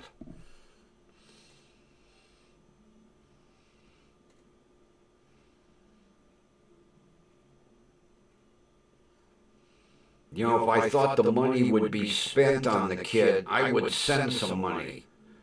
But no, it would be spent on another motel room or Burger King or McDonald's or cigarettes.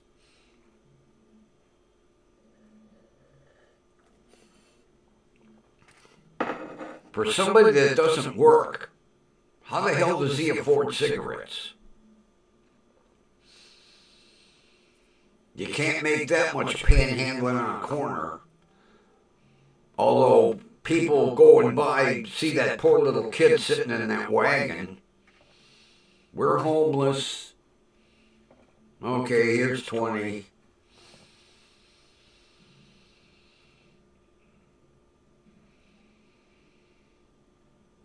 It's disgusting that he uses his daughter to beg.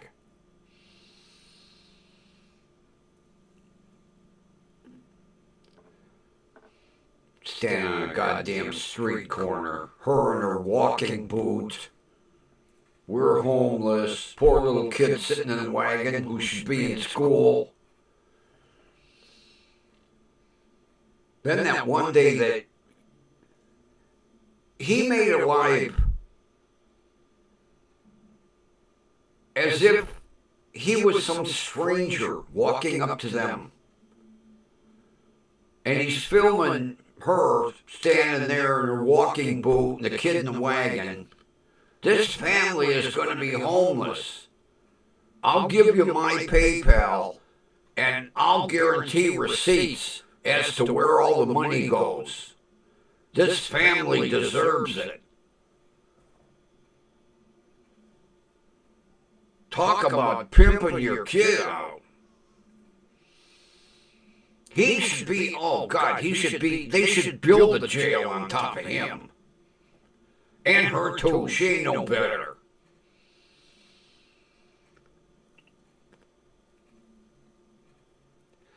Have you ever seen pictures of her before she met Jeremiah? She was somewhat of a very attractive young lady. And to see her now, holy shit.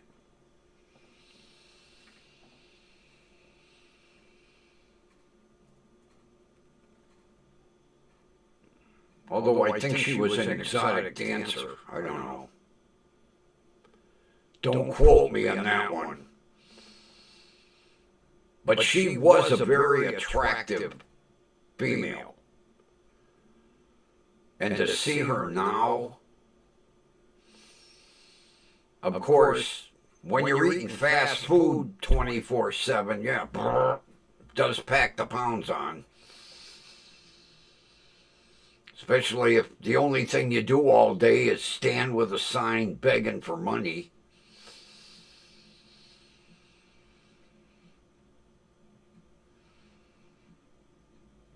Yeah, I couldn't believe that he made that TikTok or whatever contribute to this poor family. They're going to be homeless. I'll give you my PayPal so that you can send money, and I'll give you a receipt where it goes so you know I'm not taking it. And here it's Jeremiah filming. Most disgusting thing I ever saw.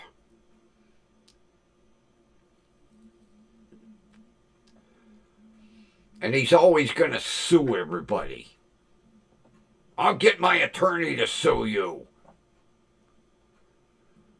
Yeah, like he has an attorney on retainer. Not to mention he owes like, what is it, $60,000-$70,000 in back child support? Or have I got him confused with somebody else?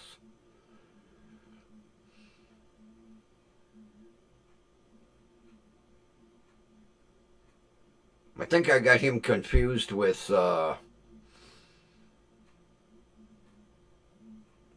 who's the other idiot?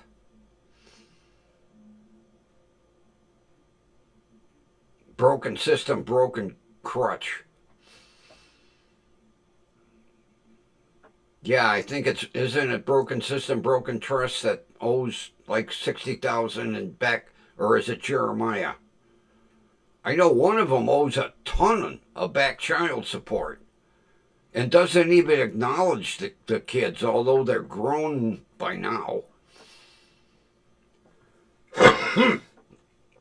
Pardon me, I had a vulture in my throat. Speaking of vulture, he wants to come back to work now. He misses his airtime. I said, well, you were the one that went on strike, idiot. It's because he isn't getting a paycheck anymore.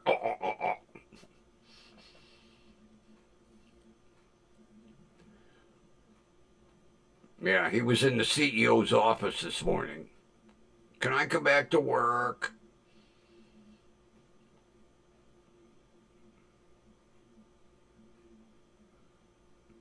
I told the CEO, don't even bring that subject up. Well, you know, people miss your sidekick. I said, I have yet to have any of my listeners say, where's the vulture?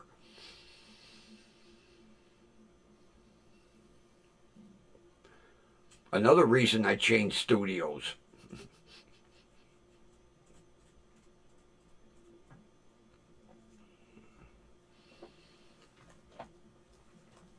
I told the CEO, maybe I'll let him do a cameo now and then. Maybe. Damn bird. Like I say, you can see who rates. Look at the sign. Look at the size of the sign. Look at mine. He has a boulevard. I have this little short road. If you blink, you drive by it. But no, he has a boulevard.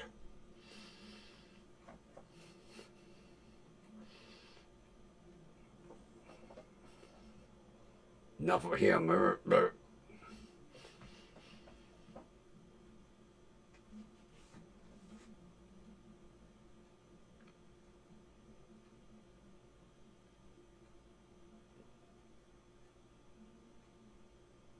I'm trying to think what the hell is his name? Broken system, broken trust. He's another one, hates the police. Because he's a damn derelict.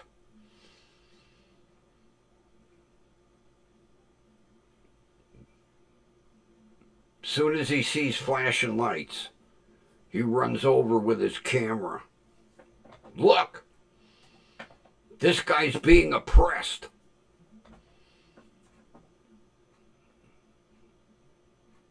The road pirates are going to demand money from him. And every cop in town knows him by first name. I can't think of his name, but every cop knows him. They make fun of him all the time.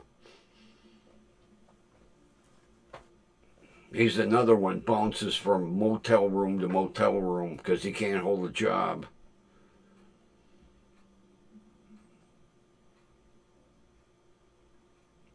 And it's sad the deadbeats seem to get all the money.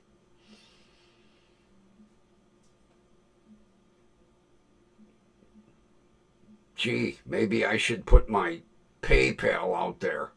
Donate to Grumpy. He needs another car.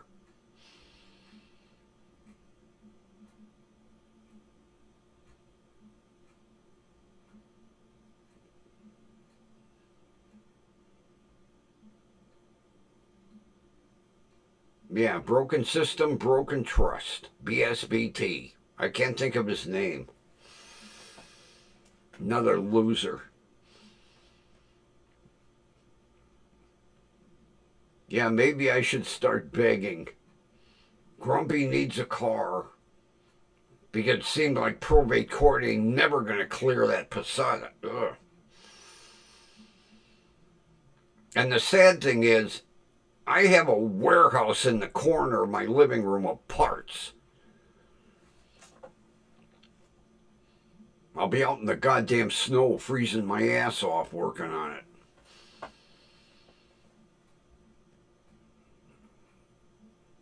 Matter of fact, I bought a tarp today. I gotta go over and put a tarp over the goddamn sunroof. Because the sunroof's open about 2 inches. And the back window is halfway down. So I'm gonna go over and tarp it. Although it's been sitting that way for 3 years.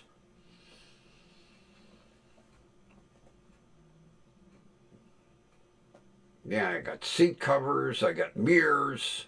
What else have I got? Oh, the side parking light. That was broken out. Trying to think of, man, I got a stack of shit for that car.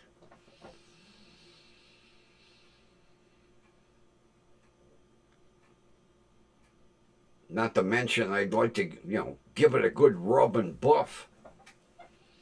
Even though the goddamn paint on the hood's all delaminated and on the deck lid, but get it all nice and buffed out and waxed. And then put my WDWL TV on each door.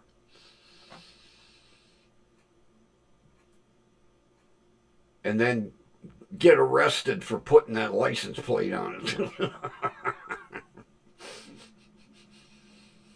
What did I do with the other ones? Where did I put them? I had them. Oh, yeah. Yeah, the NBC plate.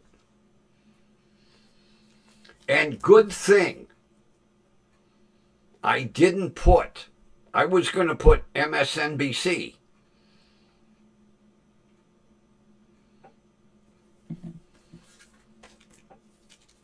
Instead, I put NBC Universal. So I got Fox, I got NBC. I should order a CBS. I don't have a CBS, although I couldn't find a decent CBS logo.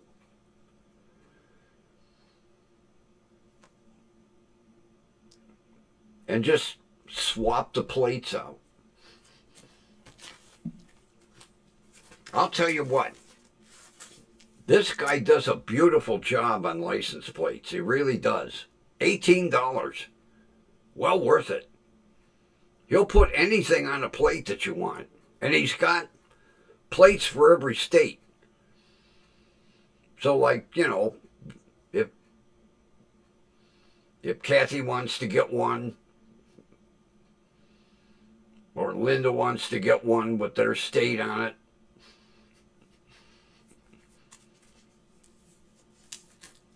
and they're quality too. I mean, they're heavy aluminum.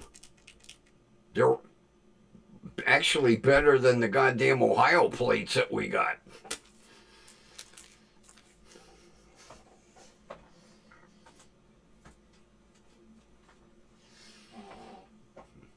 I know, quit wasting your money on license plates. But see, since Ohio changed the law, you don't need two plates. So I could stick one of these on the front.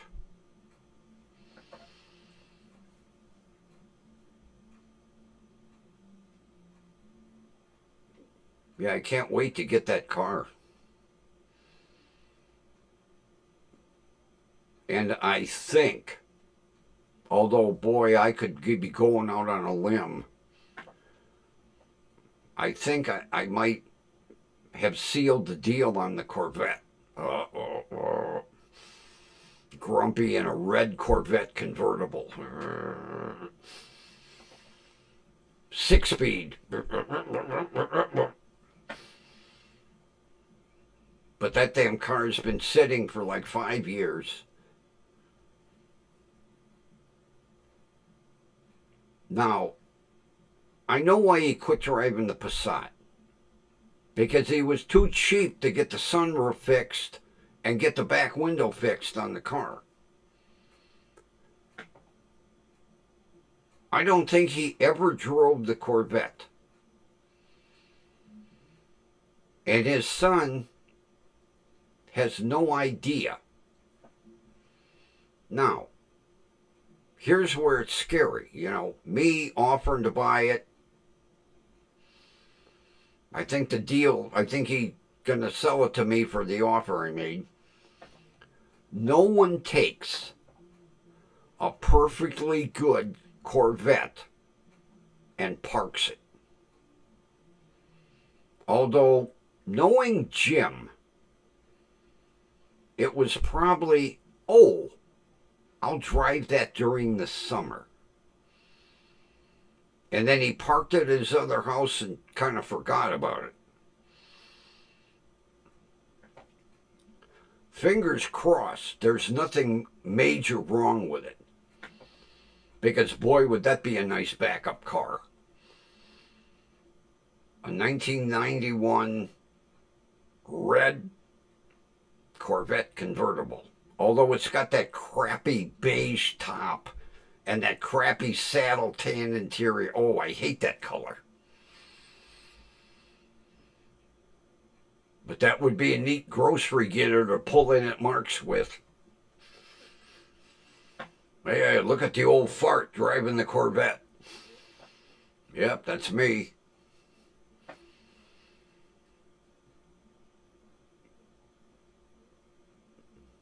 Drive it to my doctor's appointments. But by the time I get it, it'll be too cold to put the top down. So I was hoping probate court wasn't going to be so goddamn long.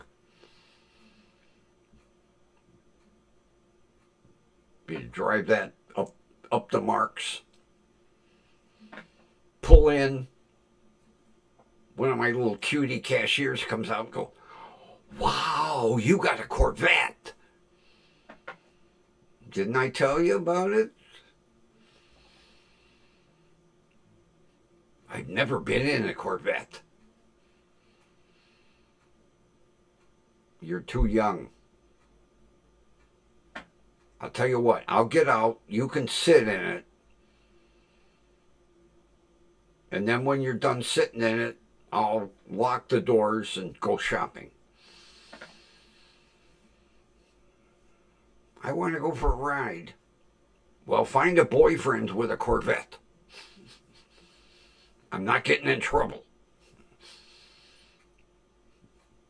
I don't look good with bruises, and your father would kick the shit out of me. And your mother, and your brother if you have one. Then I'd get arrested. And I don't look good in silver bracelets.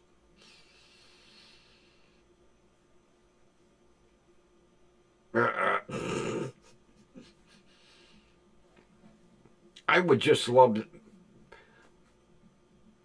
it wouldn't be a car you could drive in the winter. Although I'm, only going up to the corner store. But it would be a nice backup vehicle. Although I can imagine calling Progressive going, I'd like to put a Corvette on my policy. Oh.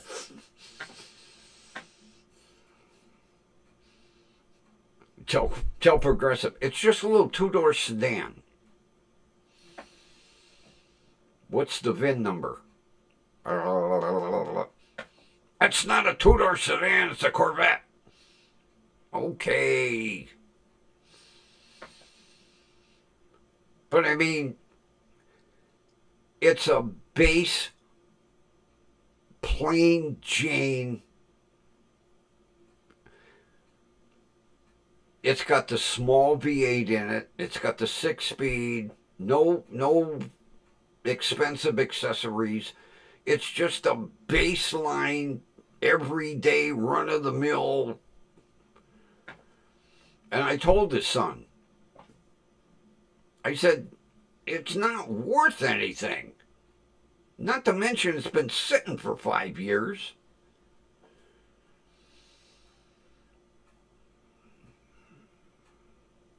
I said, here's what 2 junkyards offered.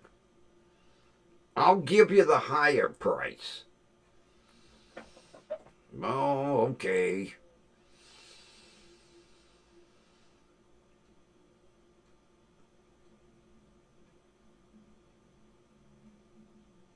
It would be nice if all I had to do was, air up the tires and put a battery in it. That's my hope. That basically it don't need anything. Because it's not a car I'm going to drive out and visit Ron in. It's going to go 5 blocks this way and 8 blocks that way. It ain't going on no distance. But it would be cool.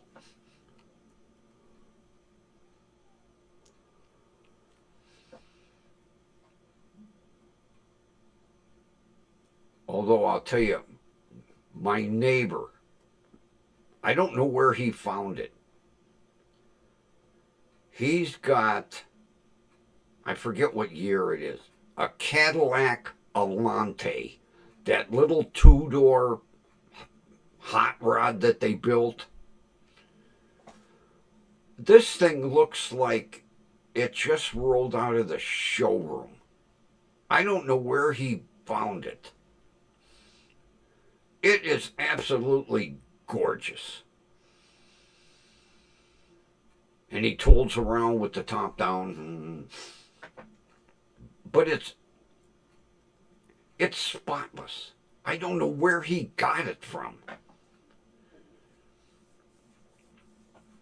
I remember those. They were expensive back in the day.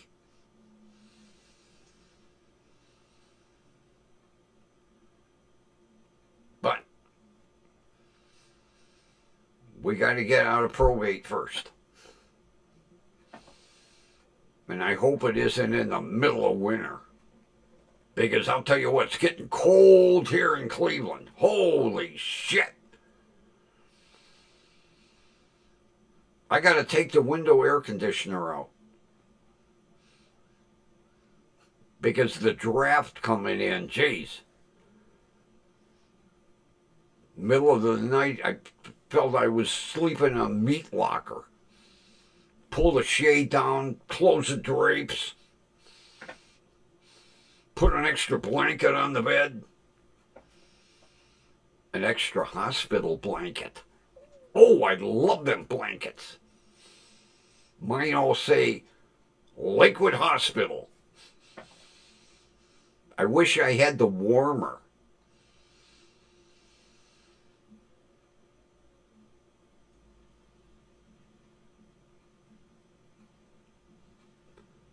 All right, Linda.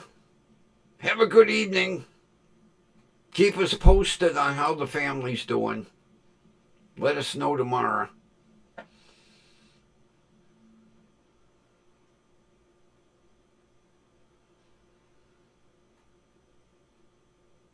Yep, that's more important than me. Although, what time is it? Holy shit. It's dinner time.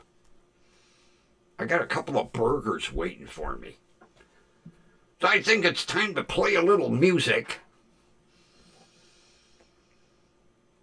And we'll head out for the night.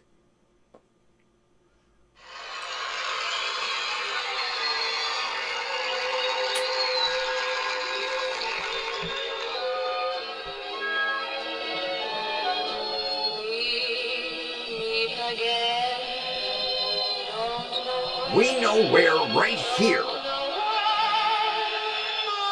Everybody, have a wonderful rest of your evening. I really mean that. I appreciate everybody showing up every night and putting up with my grouchy old ass.